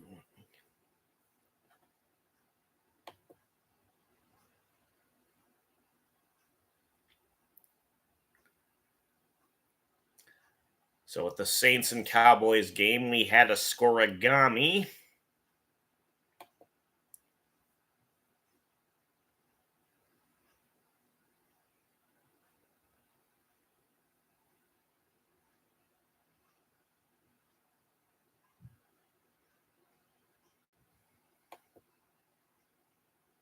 Although it hasn't fully registered on the site yet. Maybe I need to refresh it.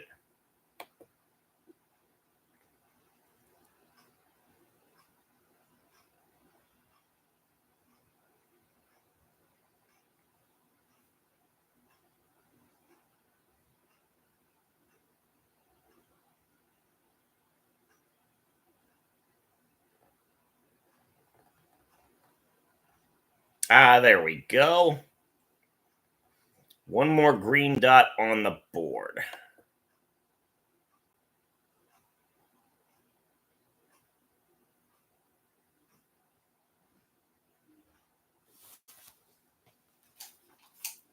And we have pictures of the quarterbacks as kids, high school players. CJ Stroud was from Rancho Cucamonga, one of the all-time great city names.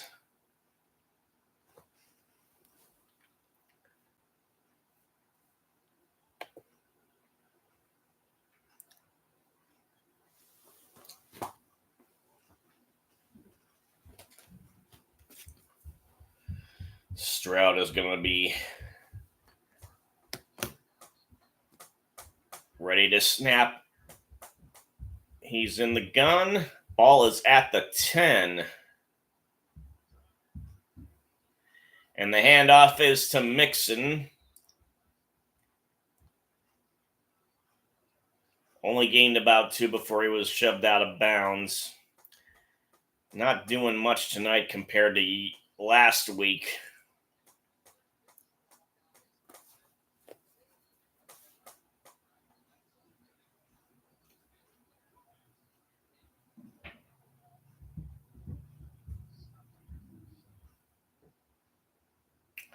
Oh, someone's hurt on the sideline.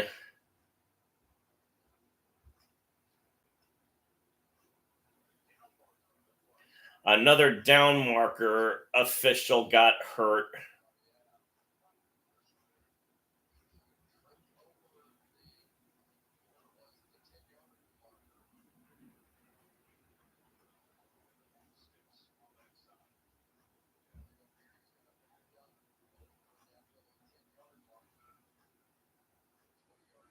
Oh, he wasn't even hit. He just backed into a 20-yard marker while trying to get out of the way. And hit his head on the turf. Ay, ay, ay, ay.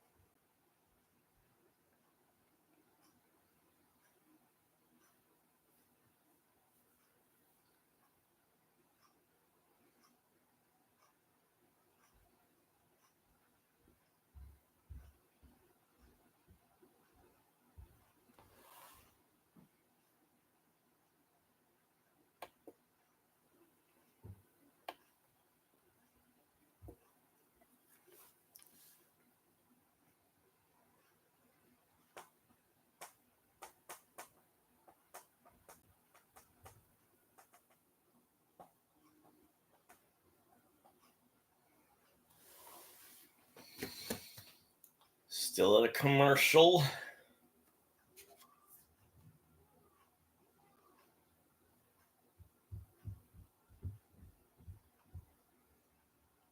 Looking at the baseball stats, there are roughly 12 games left in the season.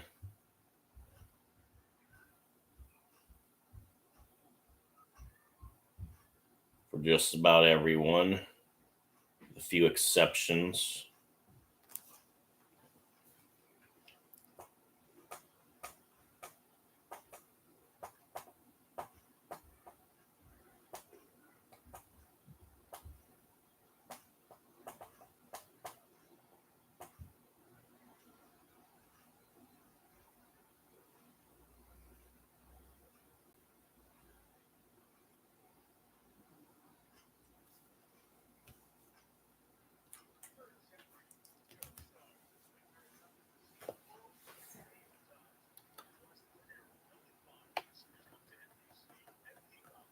I'll definitely want to keep an eye on the highlights for that Diamondbacks win earlier today.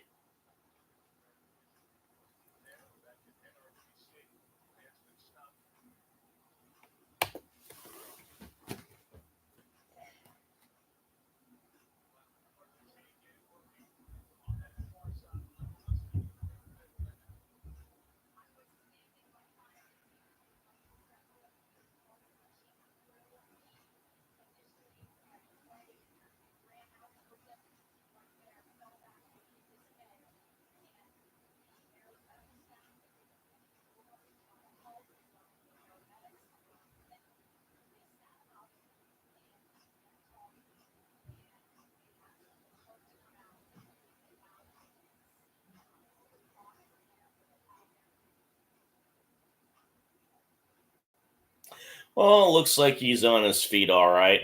Welcome back, Nash.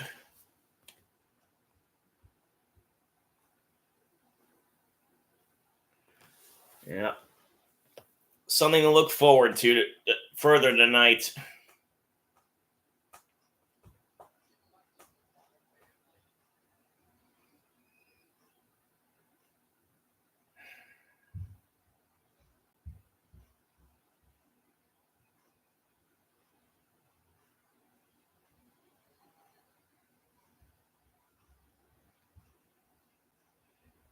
And the antenna feed is becoming a mess. Gotta mess with that. I give you, again, the flaking chair.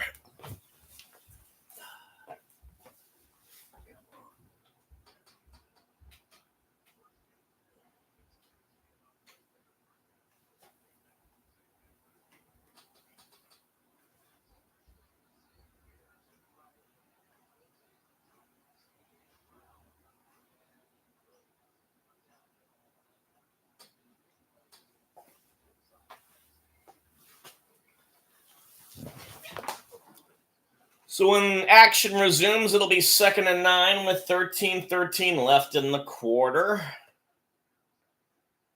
They brought a card out for the guy.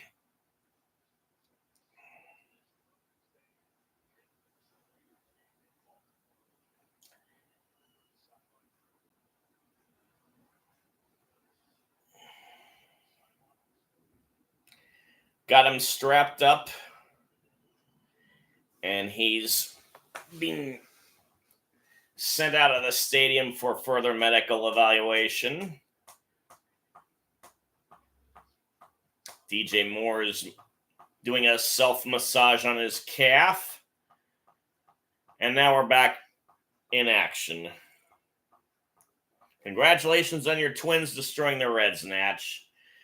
Oh, nice catch. Nice patch and catch by Stroud to Collins. Another first down.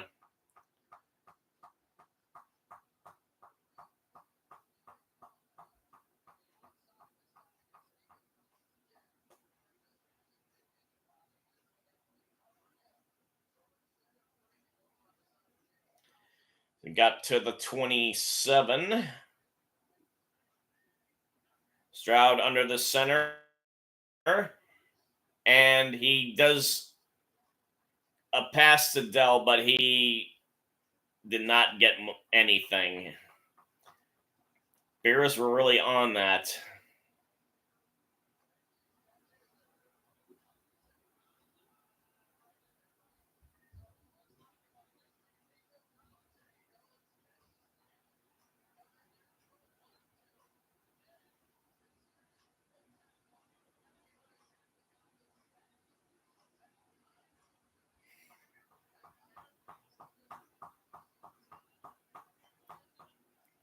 Stroud now back to pass again.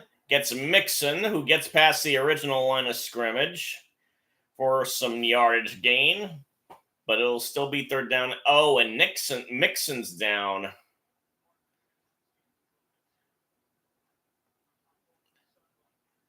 Able to get up, but he's a bit gimpy. Ooh. Wasn't that a hip drop tackle that's supposed to be penalized?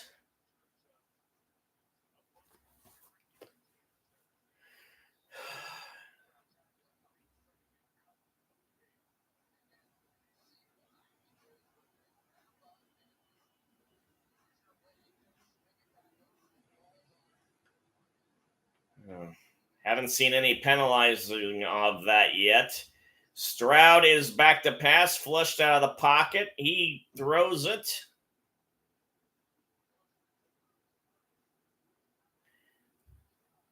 But it's incomplete to Dell. And it's fourth down.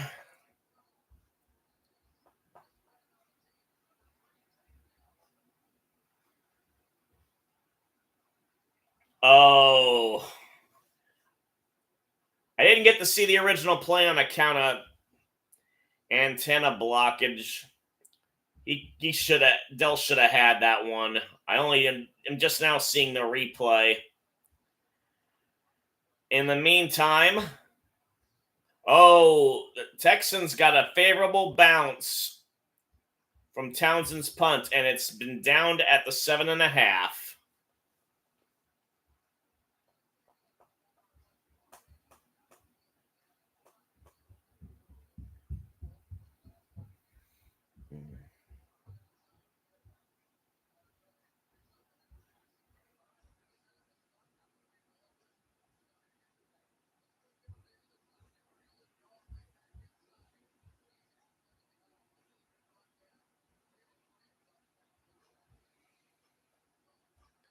Danielle Hunter getting some highlight action. And it's exactly at the 7, as it turns out. Williams is in the gun, and the crowd is really getting vociferous, trying to drown him out. He gets the snap, back to pass, and he's forced to throw it away, essentially. And we got a flag. Texans are claiming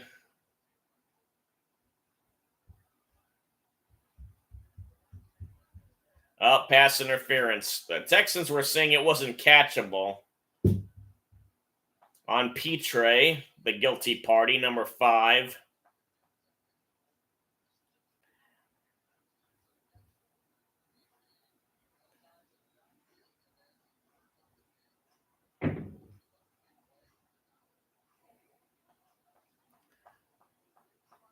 Ten penalties in the game, 6 of them on the Texans. 11:06 left in the quarter. Williams is going to audible in the shotgun. And he hands it off to Swift. And nothing doing. Boy, the Texans are really pretty much bottled up the run, save for that final touchdown for the Bears. Another tackle for loss, and it was To'o gets the tackle.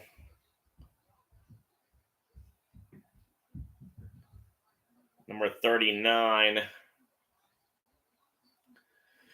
2nd and 14. That was quite a significant loss. It's back to the 9. Williams Back to pass. He fakes the handoff to Swift, and again, he's forced to throw it away.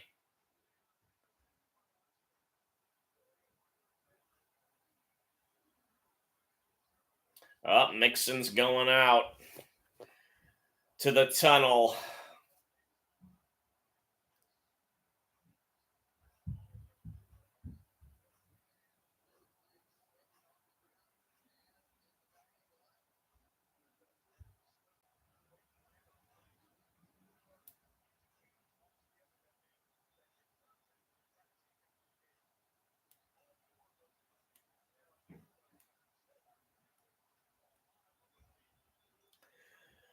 Williams back to pass. He's under pressure. Anderson almost had him, but he's able to scramble out and hit by Al-Shari out of bounds. But there's no flag. He was short of the first down.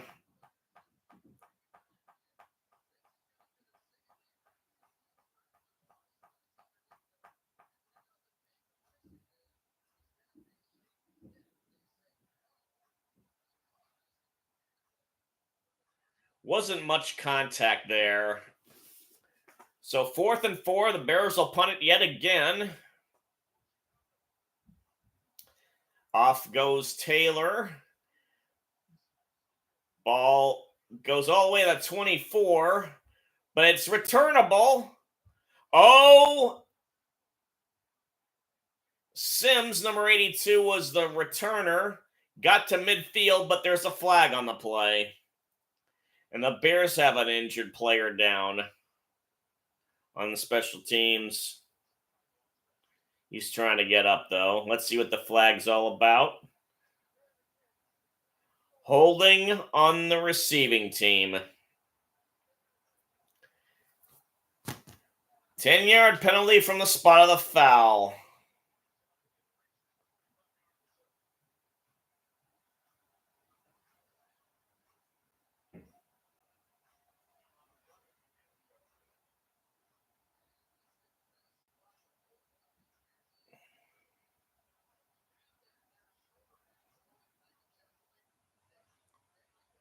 Or is it from the spot of the catch? Because that was pretty early hold. Well, Texans have the ball regardless. It's from the spot of the catch, and it's now at the 14. Stroud under the center, back net to pass now. He's now flushed out, and he too. Dalton Schultz almost caught it. I thought he was trying to throw it away, but he threw it well enough to get into the vicinity of the tight end.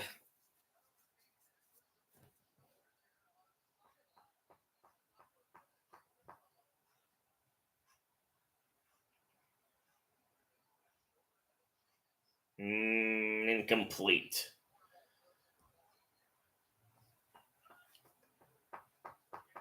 Not much rushing yards for either team. Stroud back to pass again. Incomplete. Fans want a flag on that for pass interference. Will not get it. 2 straight incompletions. 9:13 left.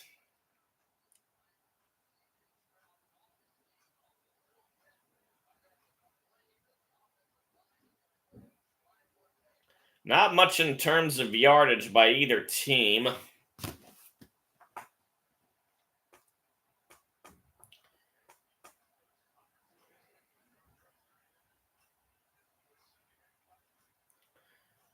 Stroud's in the gun. And more cha-cha-ing.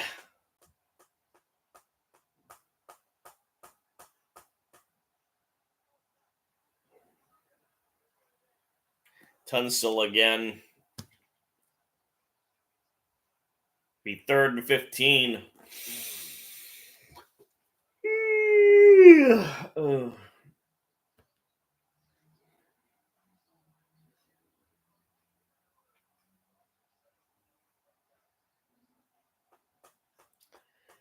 Well, whoever's here, feel free to chat me up.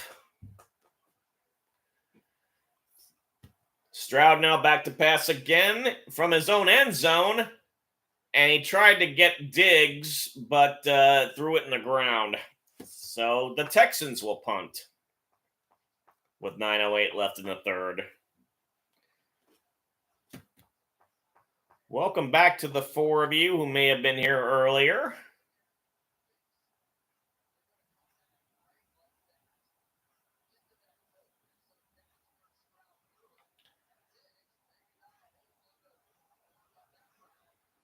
So Townsend will be punting from halfway into the end zone. He gets it off, but wasn't that good of a kick, but it takes a Texans bounce to the 44-yard line of the Bears. And we got another flag.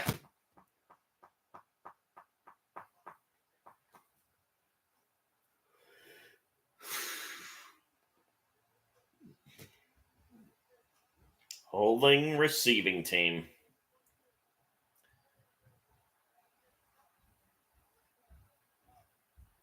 Yeah, that was kind of obvious. And we have an official timeout, so we'll get a commercial break as a result.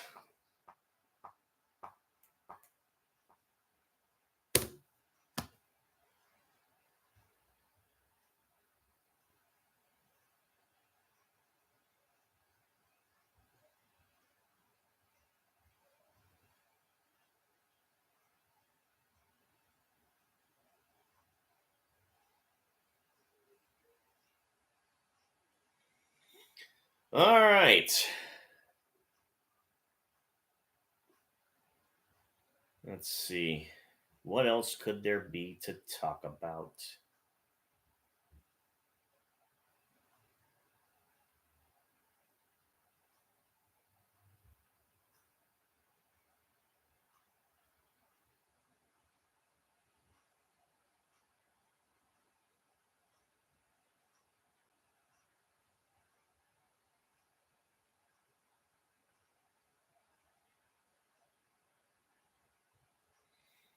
So it looks like we've got a biopic on Aaron Hernandez, the New England Patriots tight end, now deceased.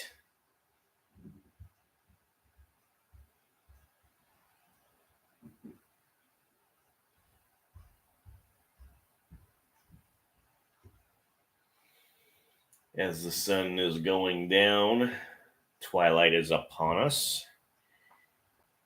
here in the Eastern PDX, which I will be away from as of Friday afternoon.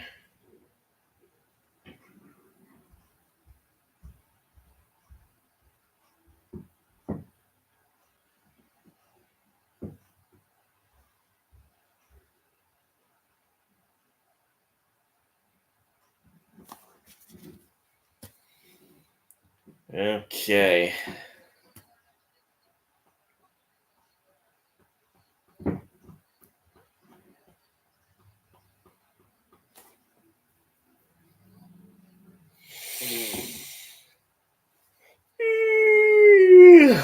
Ugh.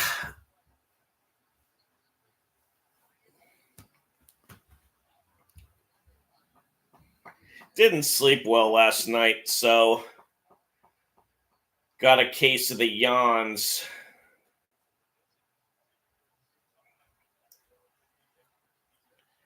So they've been showing Caleb Williams stats. I'm not sure if he's gone past 100 yards yet. It'd be two straight if that was the case. And now there's a delay of game.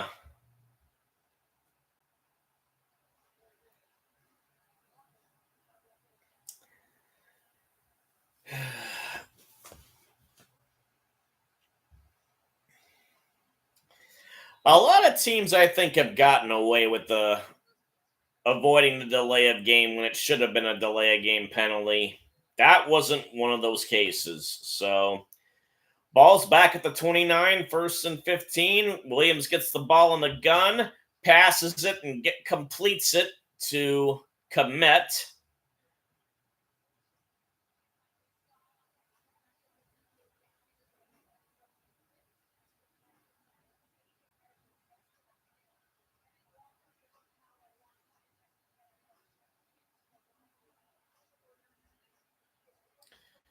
It is now 2nd and 9. They got up to the 35. Williams is in the gun again. Swift is to his right. Split receiver set. Williams now back to pass, and he has to get up and... Oh, intercepted! Lassiter! He was trying to throw up a prayer. Oh, and there's yet another flag, so we'll see what this is all about. Williams has got a lot of blood in his left arm. Oh, the holding call is on the Titans. Toto. It's only a 5-yarder, but that's a killer penalty.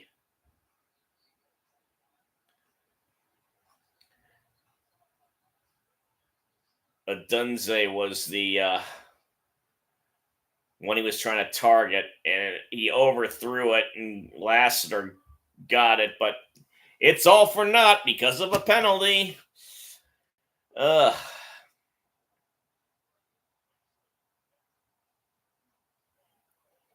Ball's at the 40. Williams quickly gets it out to DJ Moore, who somehow avoids stepping on the sideline and gets a 1st down.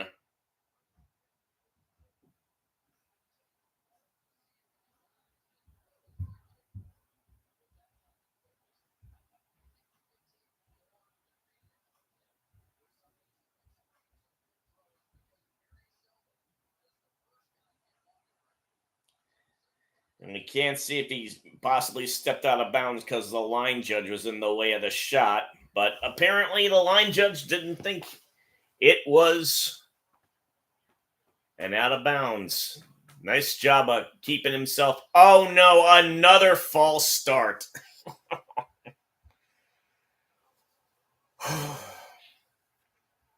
64 of the Bears. Davis.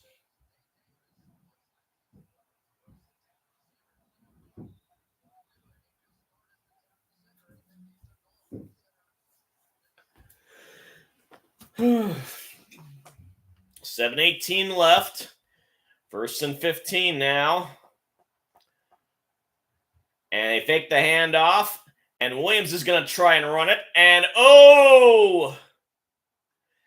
And we might have a Scrafus. Oh! Al-Shahir had a blow to the head. Al-Shire, excuse me. And a bunch of the Texans are now in the sideline of the Bears, and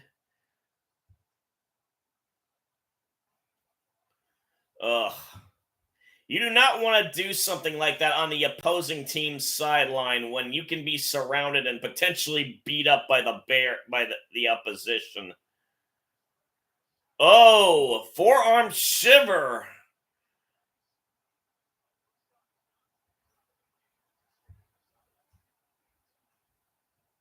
Ugh.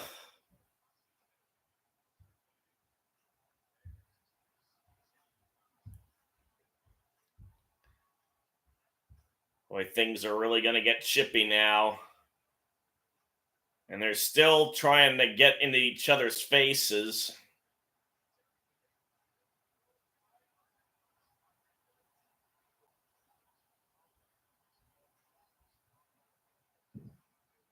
The ref was looking at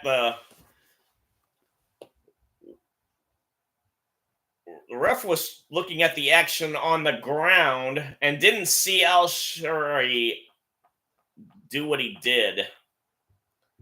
He could at least get fined or suspended.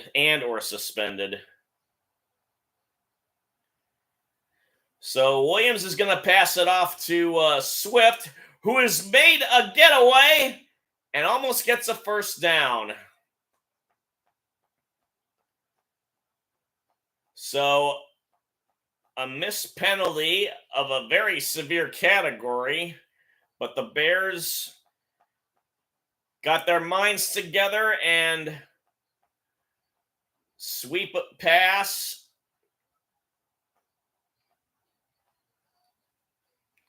And Swift has gotten his quarterback over 100 yards passing. So the ball's at the 41.5 of the Texans now.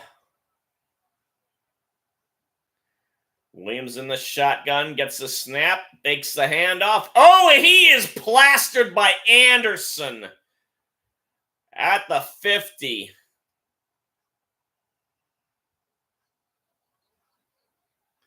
Fourth sack by the Texans. Oh, boy.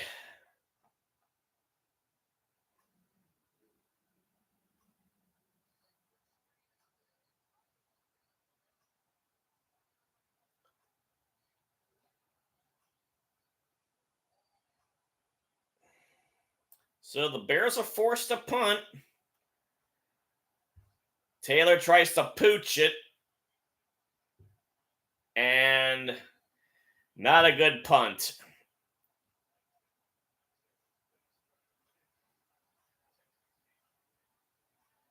I don't know where exactly it landed. We'll find out after the commercial break.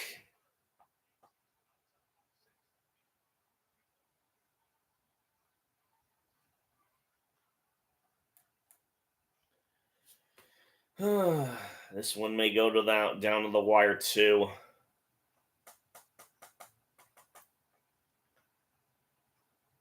Quarter to 8 my time.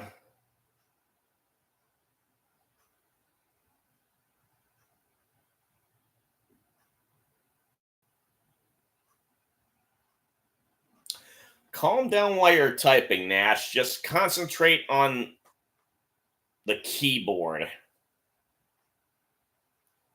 Don't be afraid to edit your sayings in chat.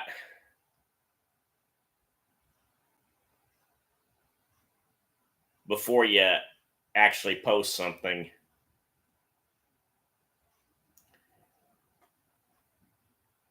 No need to hurry. I'll see what you're saying.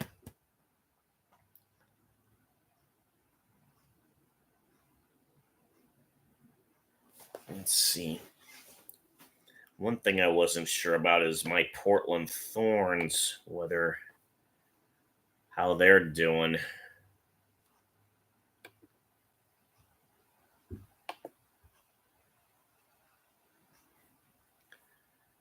They were in a bit of a slump in the NWSL.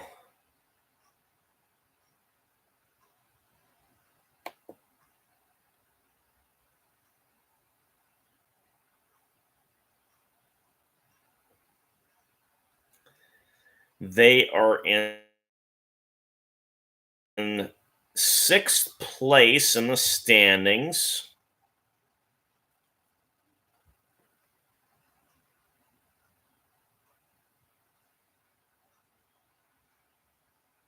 Just a point above the Chicago Red Stars and 2 points above Bay FC for the final playoff spot.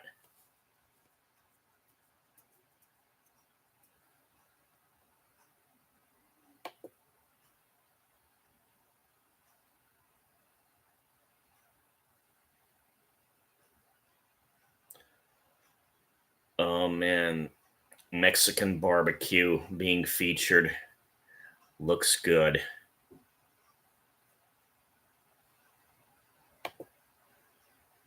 Oh, Mixon's back. And so is Stroud, throwing a pass to Schultz, who was forced out of bounds.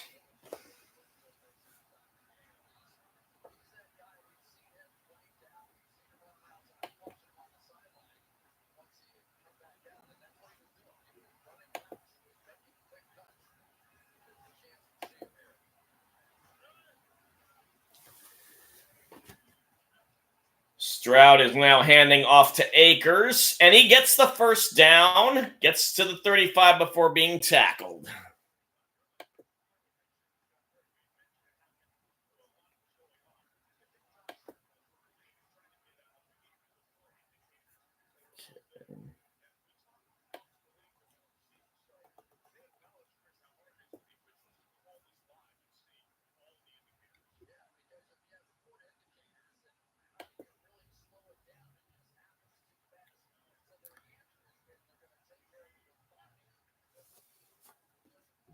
Okay, Stroud's back to pass. Tried the screen. It wasn't going to go, and now he has to throw it away. The Thorns last played on the 7th, and they're not going to play again until the 23rd. So they got this weekend off.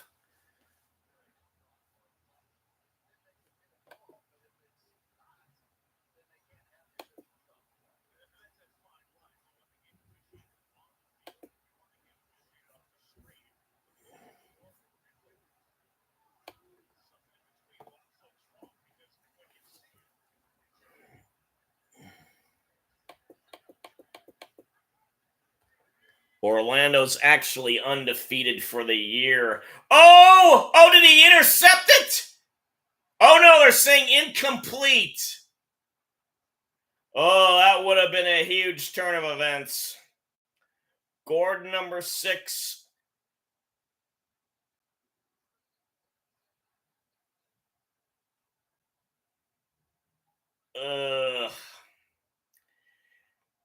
Tip of the ball hit the ground. He didn't have full control of it when it hit the ground.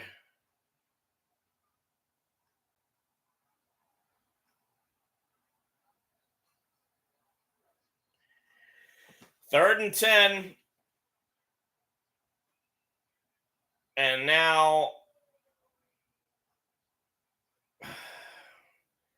late challenge flag.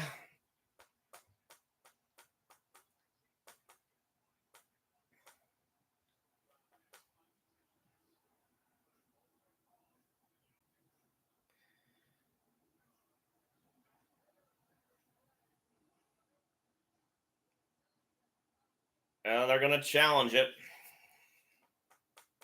This will be interesting.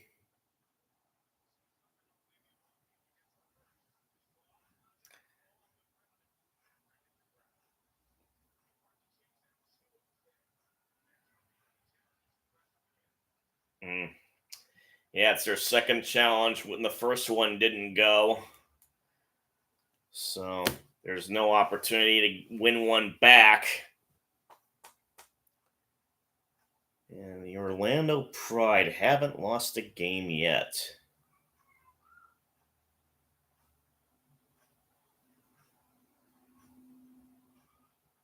Watched them lose a game in the playoffs.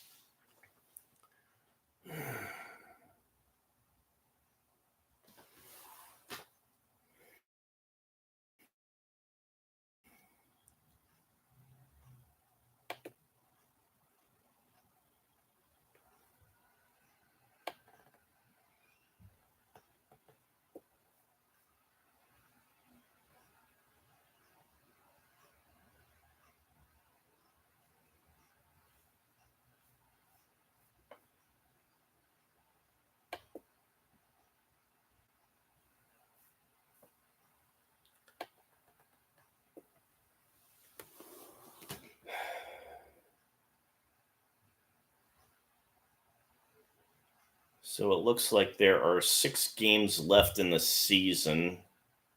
Everybody plays everybody else twice.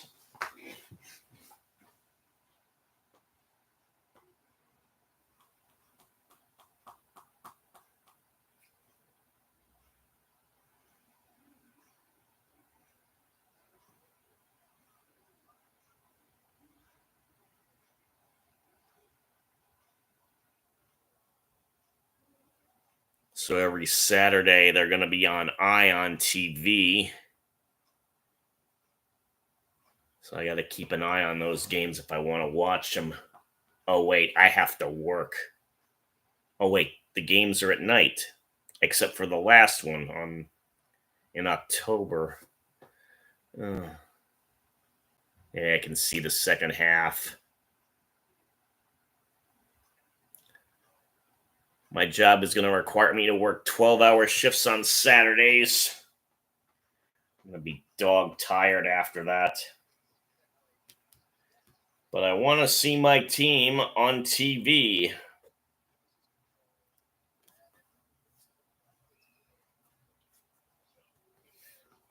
Ah.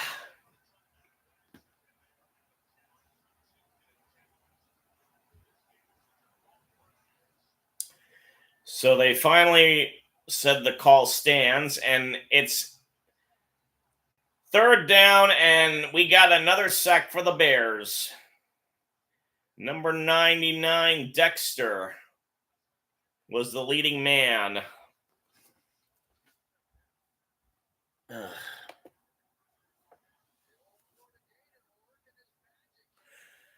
Nash, your dad is wrong. Africa is a continent.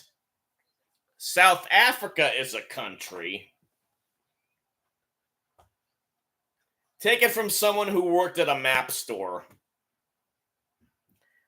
and for whom geography's a hobby, and Carter got plastered when trying to return the punt. So they'll have it at their 35. 3:28 left in the third.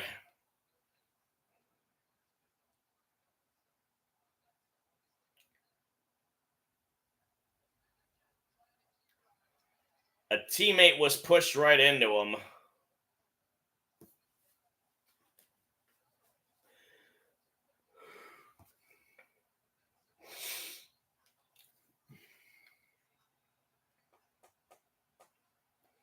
So Williams is in the gun. He pitches it to Swift, who gets about 5.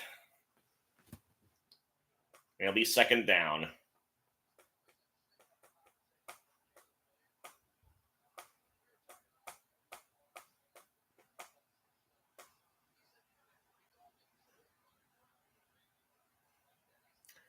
Okay, Williams is under center this time. 2nd and 4 officially.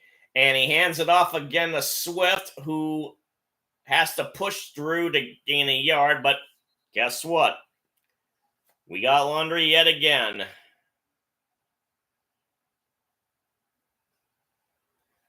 Refs talking with the back judge. It's holding on the defense. Automatic first down.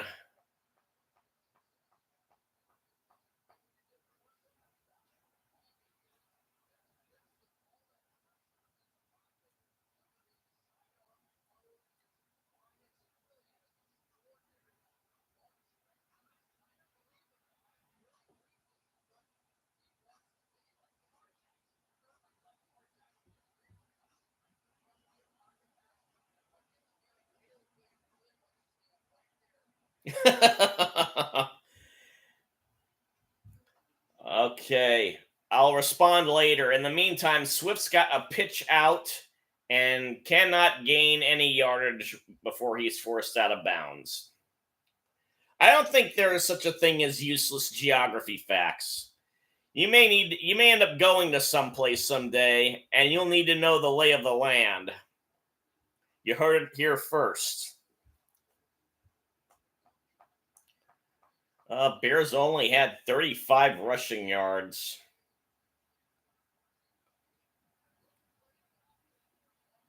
100 less than they averaged last year. Williams back to pass. He flips it out to Moore. And he manages to bull his way for 2 yards. And we got another flag.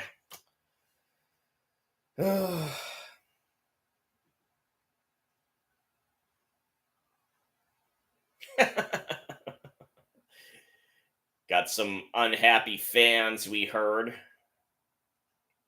Ref says holding on the offense on Swift.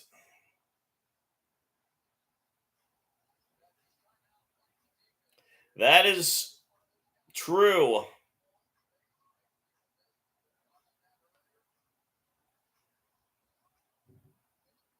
Russia is an extremely large and long country.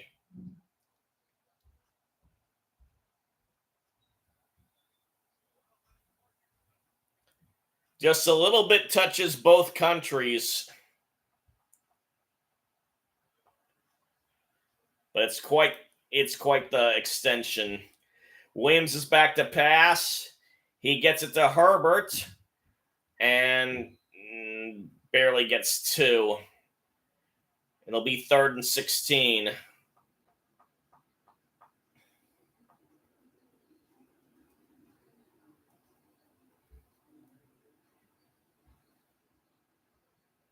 Almost 8 o'clock. For you, it's probably what, 10?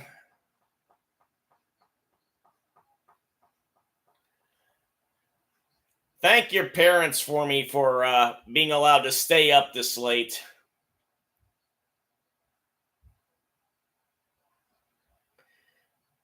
Ball's in the 39.5. Williams is back to pass. Tries to loft it up to Moore, and it is picked. Stingley, number 24. Williams ended up overthrowing it. And Stingley is taking a knee and saying, "Hey, Ma, look at me."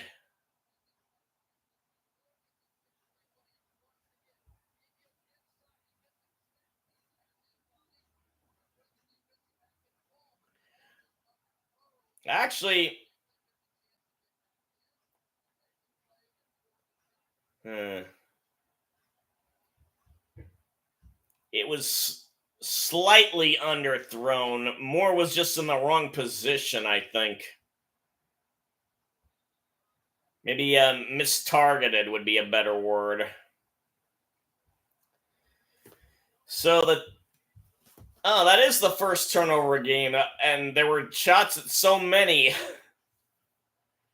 And we got a end run by attempt by Tank Dell, but boy, none of that has worked well today for either team. Gordon, number 6, was on the tackle and made a great one.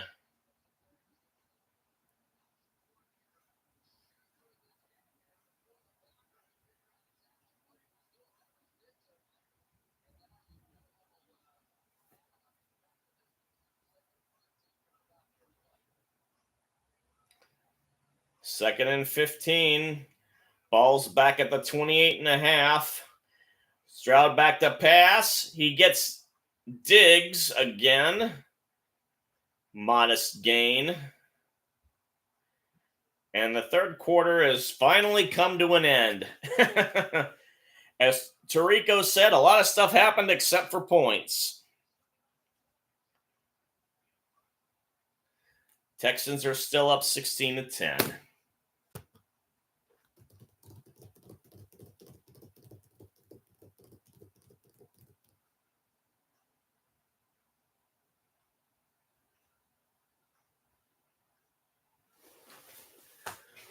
Okay.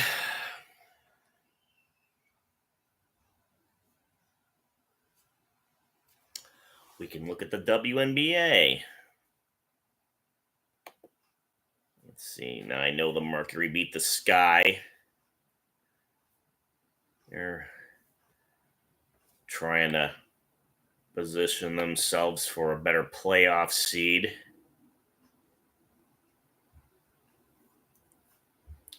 Asia Wilson made league history by scoring over 1,000 points this year. And they beat the Sun. So after a kind of semi-all-right start to the year, they're starting to turn it up come playoff time. They've got 25 wins.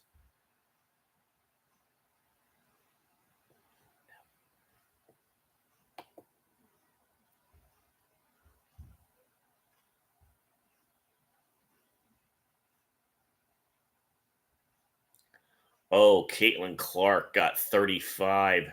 Oh, wow. The Fever beat the Dallas Wings 110-109. For the WNBA, that is an extremely high score. All the teams played today. So in addition to the Aces, the Fever, and the Mercury winning, so did the Lynx over the Liberty. Atlanta beat Washington, and Seattle beat the Sparks. All but one of the games was relatively close.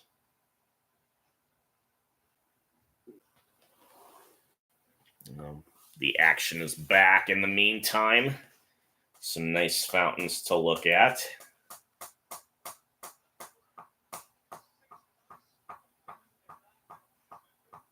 Six punts, a pick, and 9 penalties.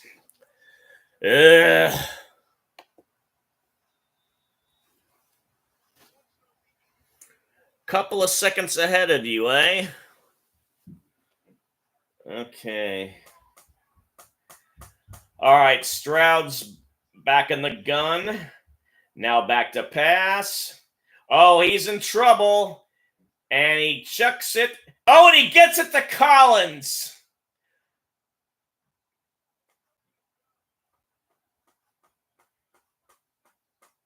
I don't know if you want to try and sync with what I'm doing.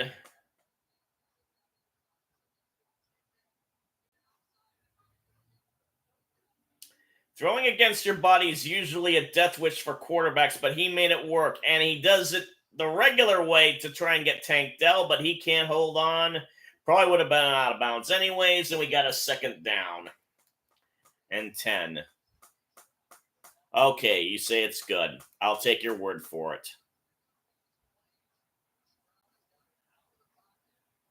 Collins really had to hang on to that ball when he was getting hammered.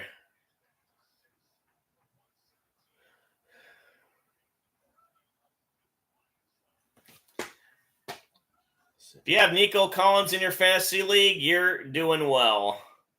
We finally got a handoff. Oh, Mixon's back. That's nice. He gained about 3. We're at 14-15 left in the game.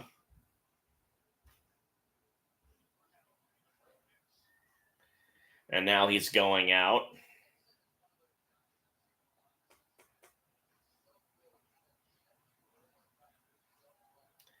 Let's see. He got about to the 35. 34 and a half, let's say. 3rd and 6. Stroud's in the gun. Dell's in motion. Stroud gets the pass off, but Hutchinson couldn't hang on. Stevenson from Chicago got him right as the ball got to the receiver. Sort of like what Malcolm Butler did to the Seahawks in the Super Bowl. So it'll be another field goal by Fairbairn.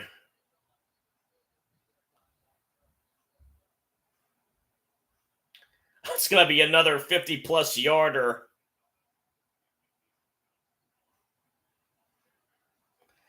$53 and gets it. He's hooked the last 2 to keep it interesting. But he hits another 50-plus.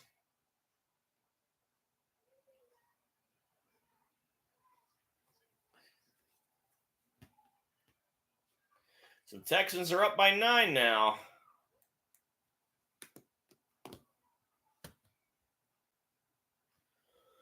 Okay, back to the WNBA.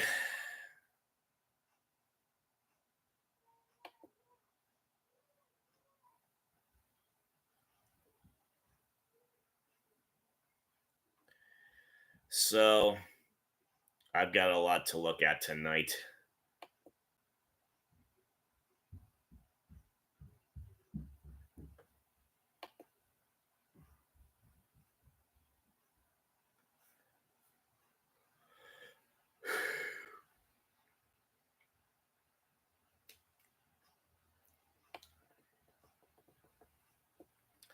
Season's almost over.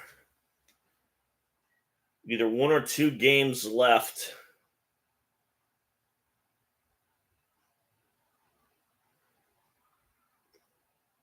And there are 3 teams vying for the final playoff spot with equal records.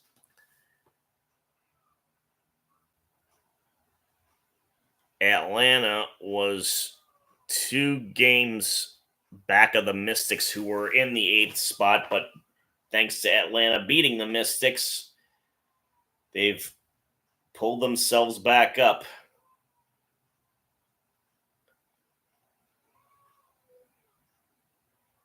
And the Mystics get to host the Fever at home. That'll be the Fever's final game.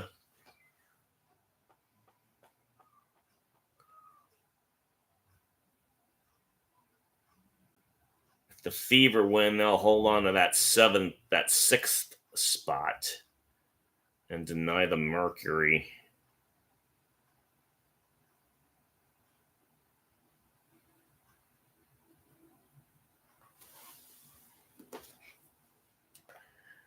We're back to the game.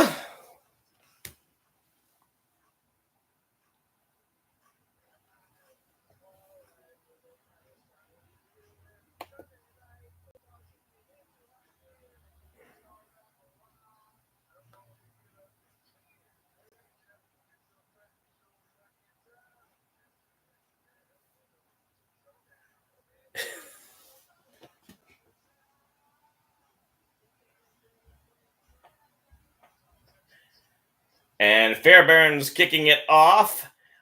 Oh, that was interesting.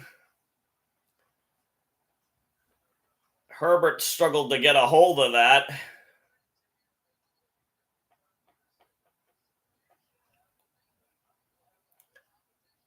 The Texans were singing the Sunday Night Football theme very badly, except for the last guy. They cut his segment out too soon, though. I would have loved to have heard him fully sing the whole damn thing.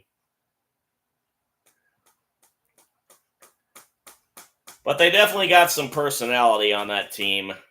That's good for chemistry.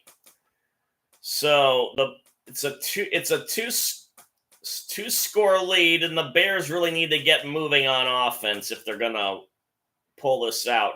Oh, another attempt at a flip out to the side, and Swift is slobber knockered. That play has rarely worked for either team. I don't understand why they keep going to it. That was Petrie with the tackle on Swift.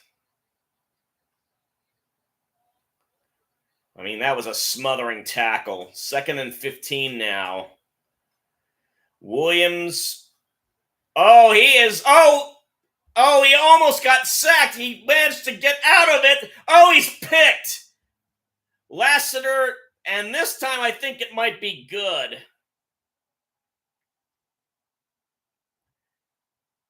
He had a receiver open, but it was underthrown, and the receiver didn't have time to get back and try and catch it.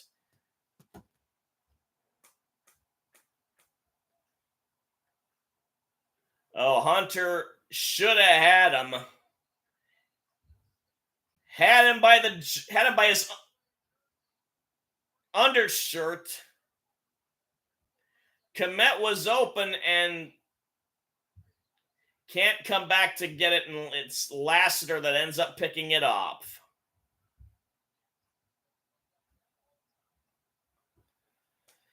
All Williams can do is shake his head.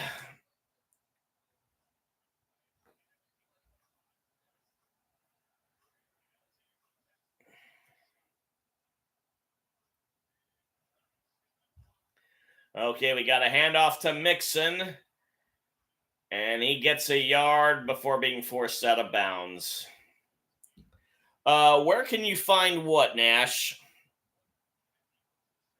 Need a little clarification. If you don't mind. Trying to be polite about this.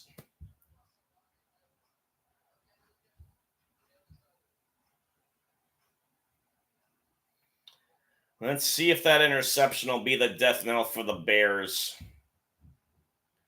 Ball's at the 42.5 of the Bears. So Lasser managed to make something of it. And Stroud is under pressure.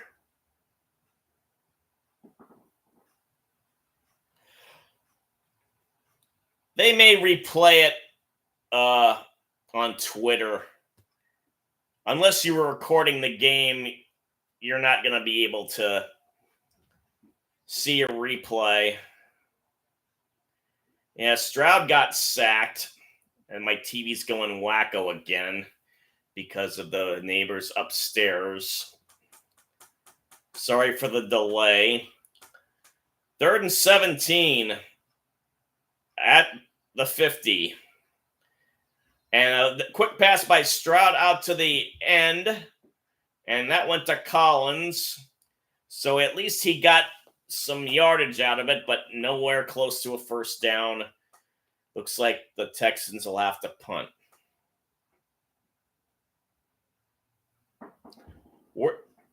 I don't know. Were you able to watch the Texans sing that song, or had you stepped out for a minute?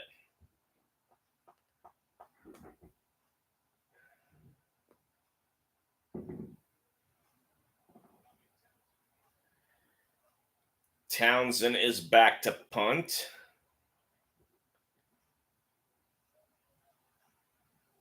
Under 11 minutes left. And it is down at the 5. So the pooch worked. It's about a 37-yard punt. The Bears are in a lot of trouble.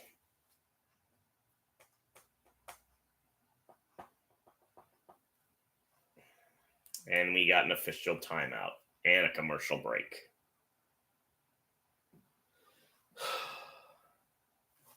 So back to the WNBA.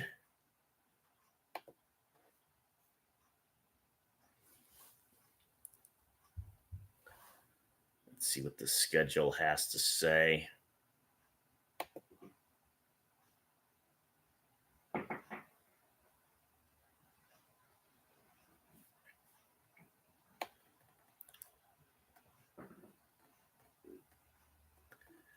So the last day of the regular season is on Thursday the 19th.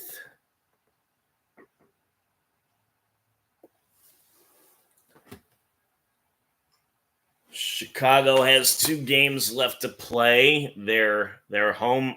Oh, wait a second. That was from today. Never mind. All right. So the Mystics get 2 home games in addition to the Fever, which is the last game. They'll host the Liberty on Tuesday. Excuse me. Chicago's at Atlanta, so there's going to be a tiebreaker for sure. And then both Chicago and Atlanta are at top teams in the East. The Sky face the Connecticut Sun, and Atlanta's facing the New York Liberty. So this will be interesting.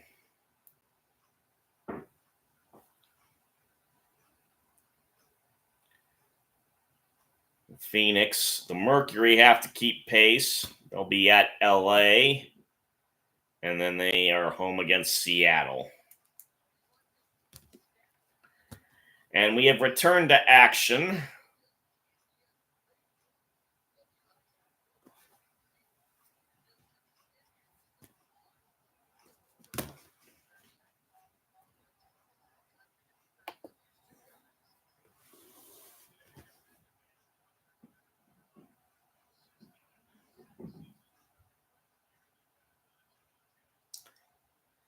Ball's officially at the 6.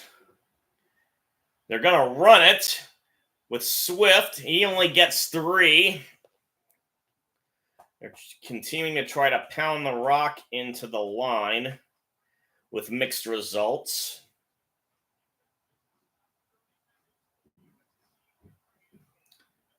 And it looks like they're going no huddle. Williams is in the shotgun. Back to pass, and he's already been flushed. Throws it out of bounds.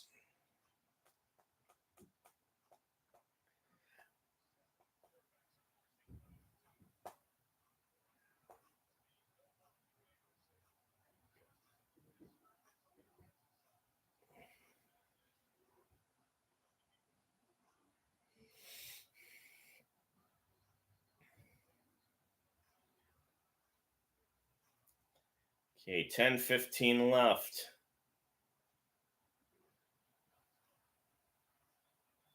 Williams in the shotgun. 3rd and 7. Back to pass. We got the blitz, and there he goes. Edwards with the sack, almost a safety. And he does his little sack dance. And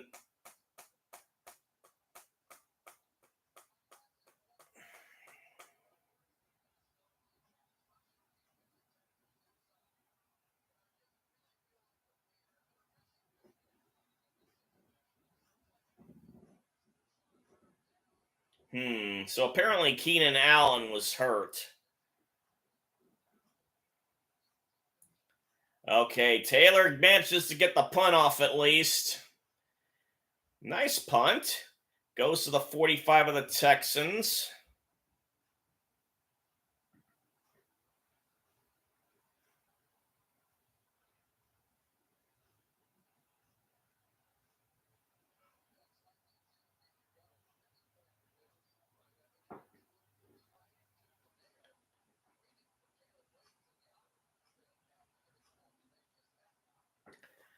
And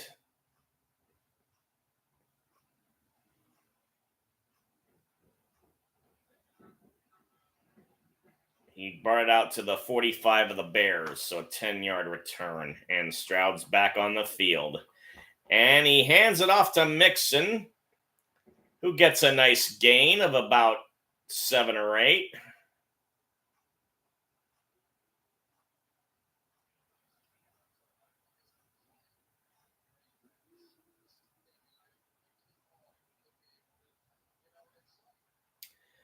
Nine minutes left in the game. Texans want to put this away for good. And Stroud's under center. And it's another run. This time it's Akers, and he gets a chunk of yardage. And he gets the first down and then some.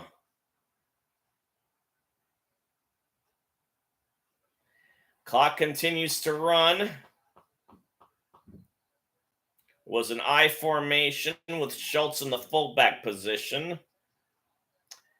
That was quite the hole he ran through.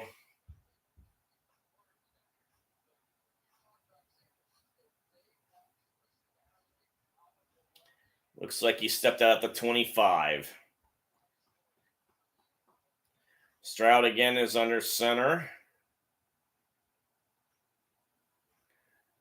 Would not surprise me if they continue to just hand the ball off for the rest of the drive. We're under 8 minutes. It's second down. Akers got a few.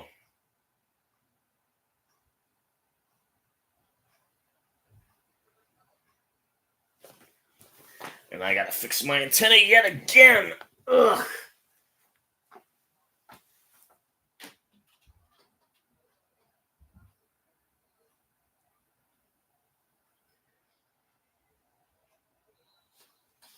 And that handoff was to Akers again.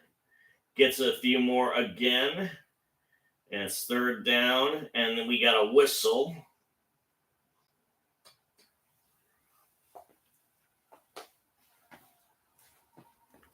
Oh, Chicago called a timeout.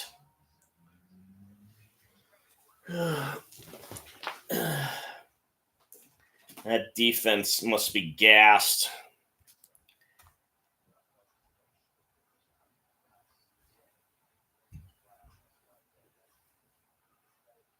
Snoop Dogg was Stroud's coach? he actually played in his youth league.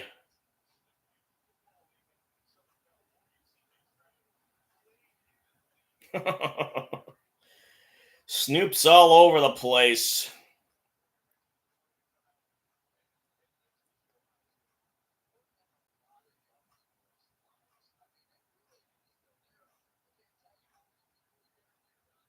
Snoop's lucky he got acquitted of attempted murder charges. Stroud's back to pass this time, and Schultz get the first down. Goes all the way to 3. Something of a surprise, but it worked. And this may ice the game for the Texans if they can get in. Although, let's see, it's a 9-point lead. If they get a touchdown and just kick the extra point, it'll still be a 2-score game. But it's been a tall order for the Bears to score touchdowns, to score anything, really. So, they've put it at the 4. We got a handoff to a Texan. Oh, wait, it might be a fumble.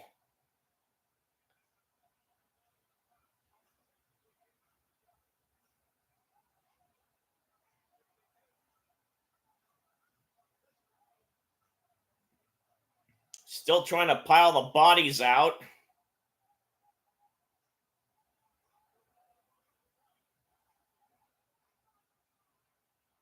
Up, the Bears got it.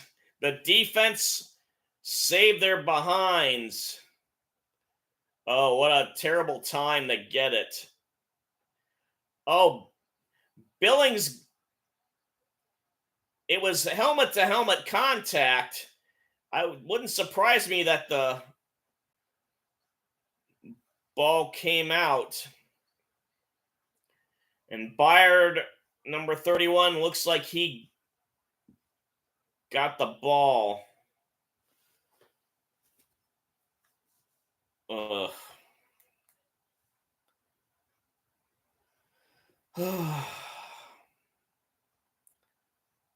Time for another break. Well, let's see what the Bears can do this time. It's mute time. Hopefully I remember to unmute myself this time.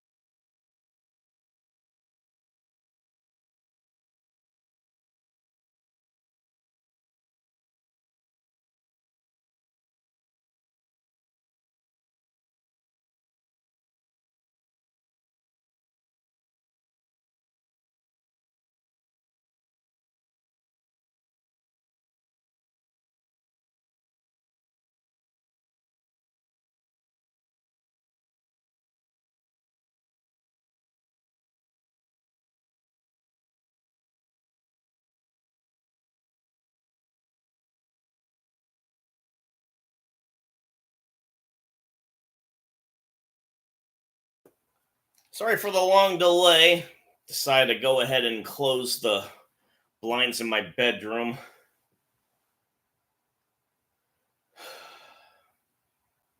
So apparently it was 3rd and 9, and the Bears have gotten a first down, finally.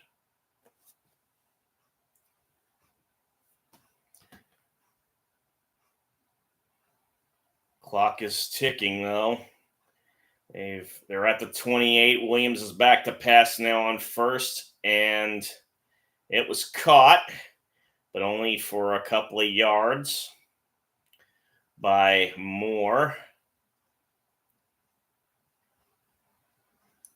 Chicago's already spent 2 timeouts, so they really have to do the hurry up offense. Williams is back to pass again. He's going to air it out and overthrows everyone. Moore was his intended target yet again. So it will be 3rd and 3.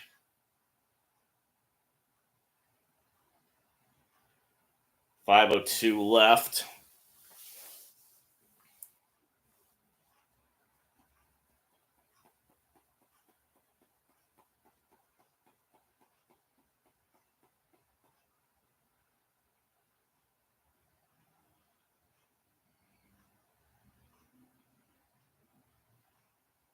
It's getting to the point now where I may have to hold the antenna permanently, and it may just be a matter of you hearing my voice.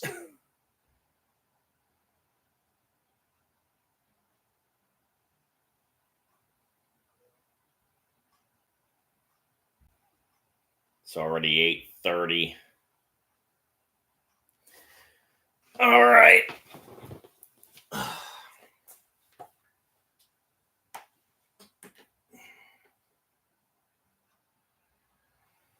I give you the flailing chair. It's now 4:30. Bears did get the first down.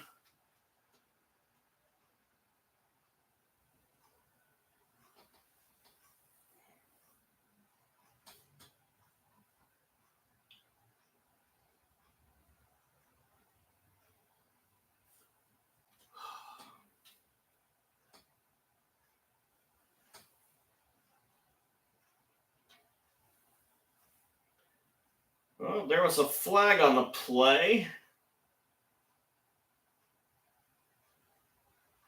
The pass was caught very impressively by Komet. Petrie really laid the wood on him. And now I think I've got a much better picture. Hallelujah. Okay, 2nd and 4. They're in Texans territory. Clock is still running. It's officially at the 47. Williams back to pass, and the blitz was on, and he had to throw it away.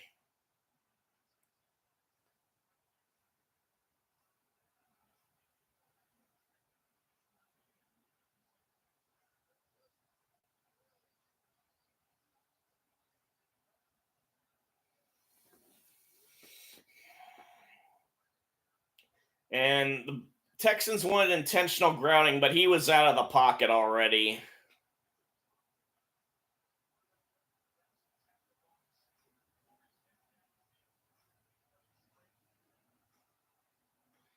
Or maybe not.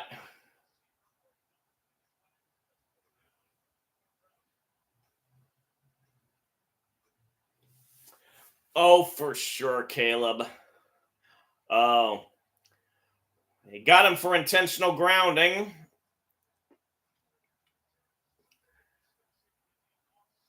I mean, when in his final year at USC, they didn't even win the conference championship. They lost 4 games.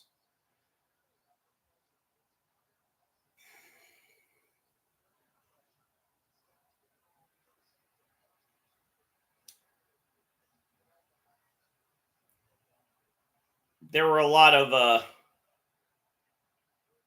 quarterbacks that had better years in his final college season than he did. Michael Penix was one of them. Okay, Williams Can't get it to Moore, but there's another flag. Well, this is going to be nowhere near the record. You hate to see so many yellow hankies. Oh, we have roughing the passer. I hit 90 subs. Thank you for the positive info.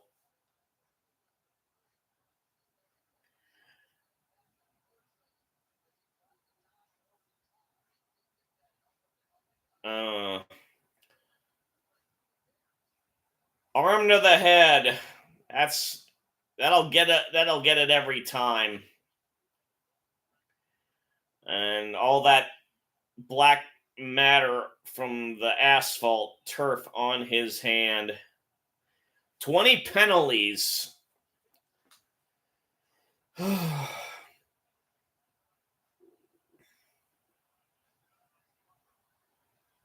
Williams back to pass, and now he's going to run, and he's going to slide. A smart decision, young man.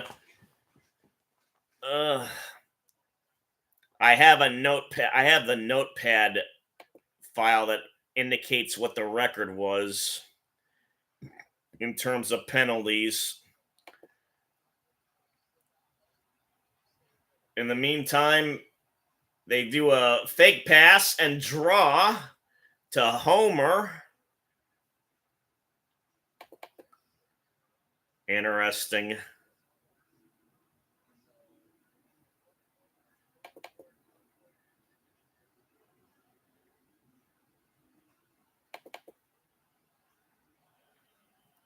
Third and 4, balls in the 36 of the Texans.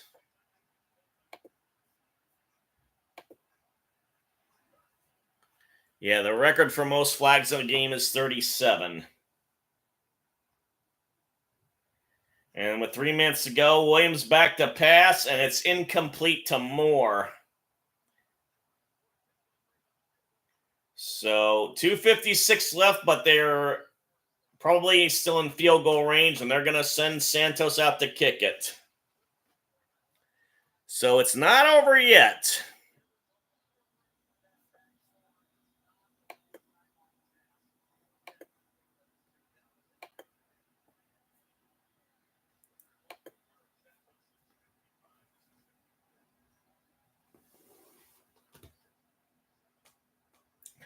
It's going to be a 54-yard attempt. Santos boots it, and it is good. So the field goal kickers are earning their keep. Jeez, 5 field goals of over 50 yards.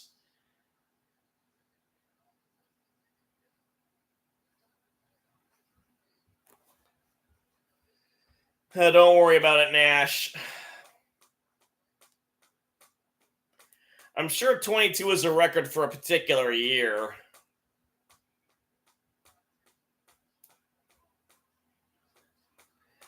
It's been 5 years since they had Sunday Night Football in Houston, and it'll be the same thing for Atlanta. They're playing on Monday night.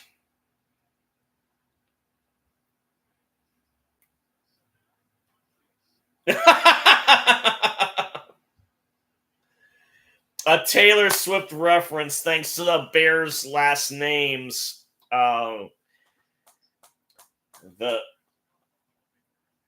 Swifties have spiked the Kool-Aid for sure.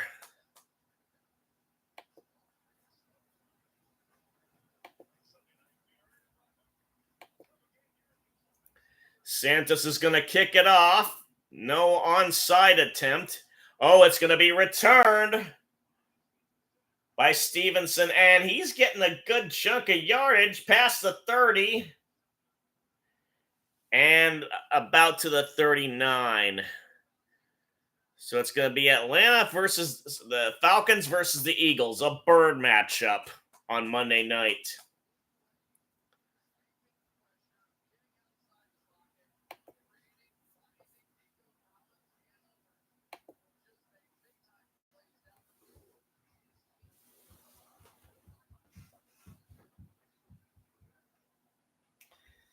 All right, let's see if the Bears can hold the Texans in their territory.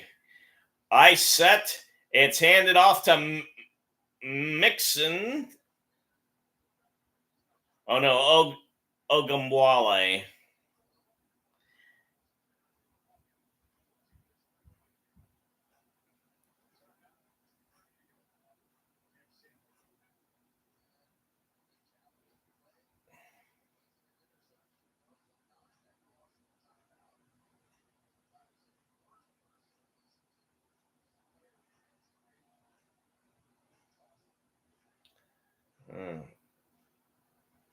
Clock's winding down. Bears only have one timeout left still, and they're going to run it. Ogumbawale was the carrier again.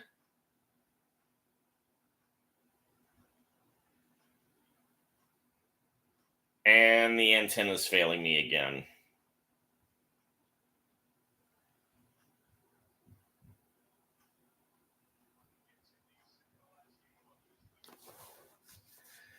Well, we're at the 2-minute warning.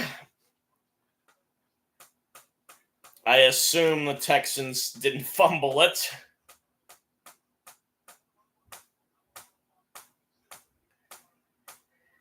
Yeah, Jim Harbaugh's fortunate to get out when he did when the Spygate scandal was hitting his program in Michigan.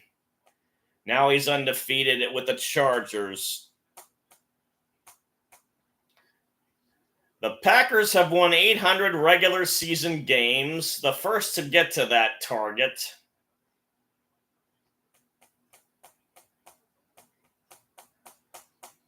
Thankfully, they haven't gone to commercial during this 2-minute warning.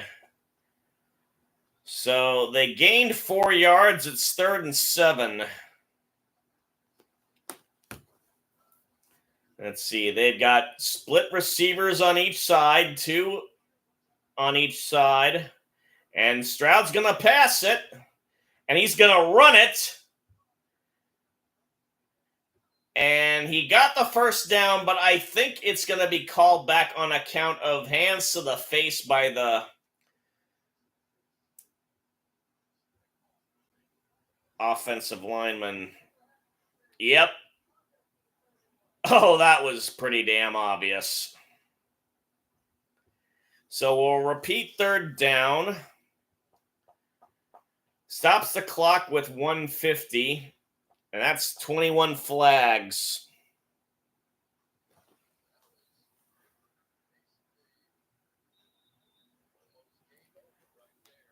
Ten minus 4 equals 6.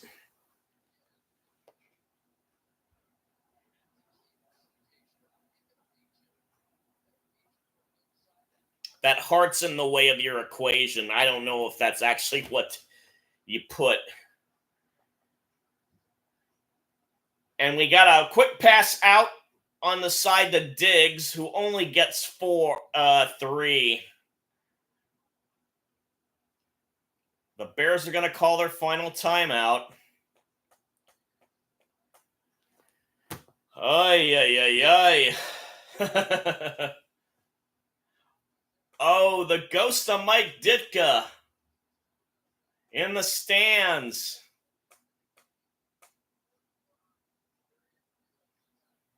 I'll be back. I got to take care of a nail. Ugh. 4th and 13. Townsend's going to punt.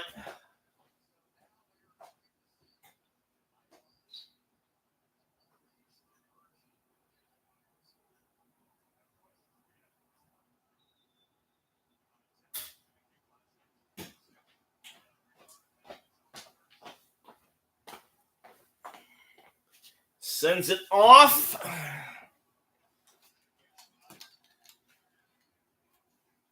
And it's fair caught at the 21. 1:37 left.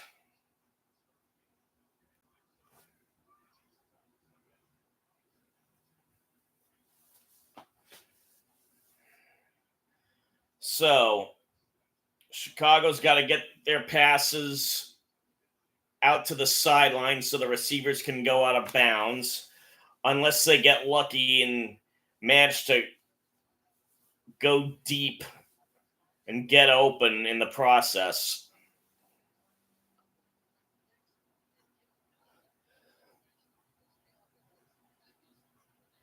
I don't know when I'll be getting a new chair. I'm actually aiming for a love seat. My apartment in Hillsboro is going to be a little bigger.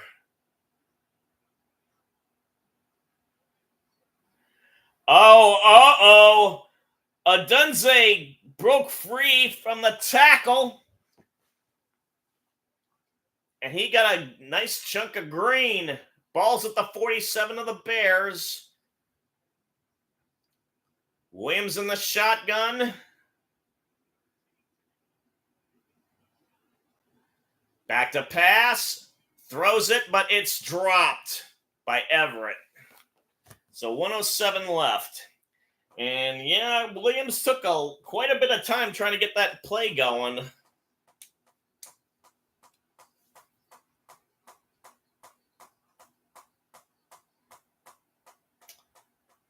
So Williams again in the gun.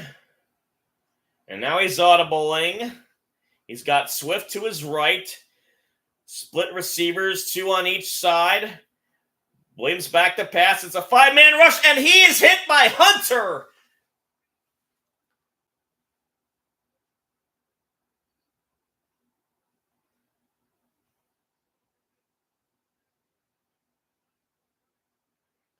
Third down. Less than a minute to go now. Third and 18. Again, a 5-man rush. Williams in trouble again. He's trying to run, but he will not get far. But there's a flag on the play. Alshire with the tackle.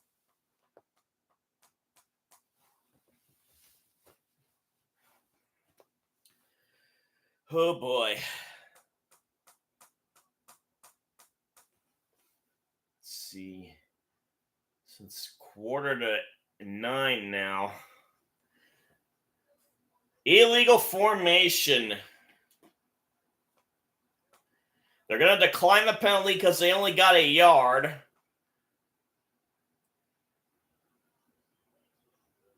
I won't die for the Bears, trust me.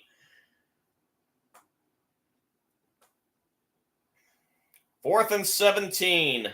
Only 30 seconds left.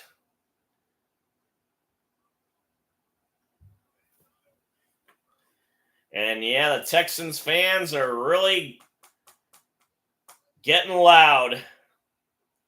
They set the clock back a couple seconds, so it's 34 seconds left. Williams in the gun, back to pass. Williams nowhere close to his intended receiver, Odunze. This game is over. Oh, do or die for the Bears.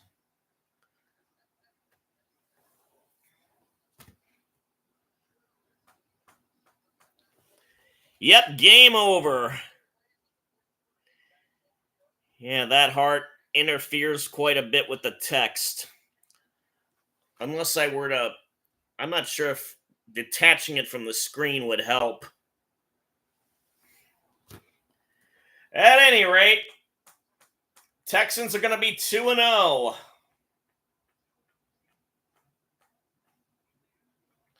Let's see. Tennessee and Indy are both 0-2. Actually, Jacksonville's 0-2 as well. Yep. Stick a fork in this maw. It's done.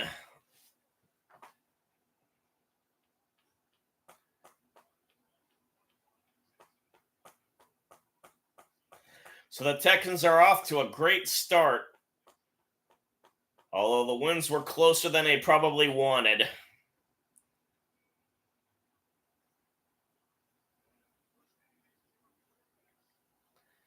Well, Nash, thanks for sticking all the way to the end.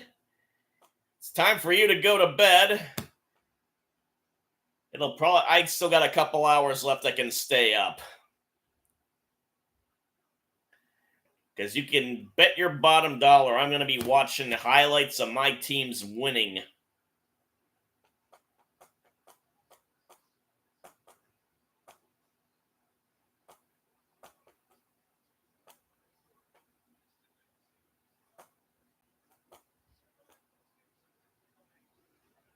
Yes, I'll see you next week.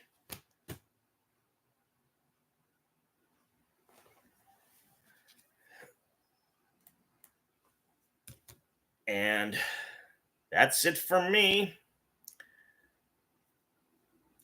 Appreciate those who hung out for me all night, or even part of the night, even if it was just for 10 seconds. Helps with the algorithm. Bye-bye, Nash. Bye, Bonds.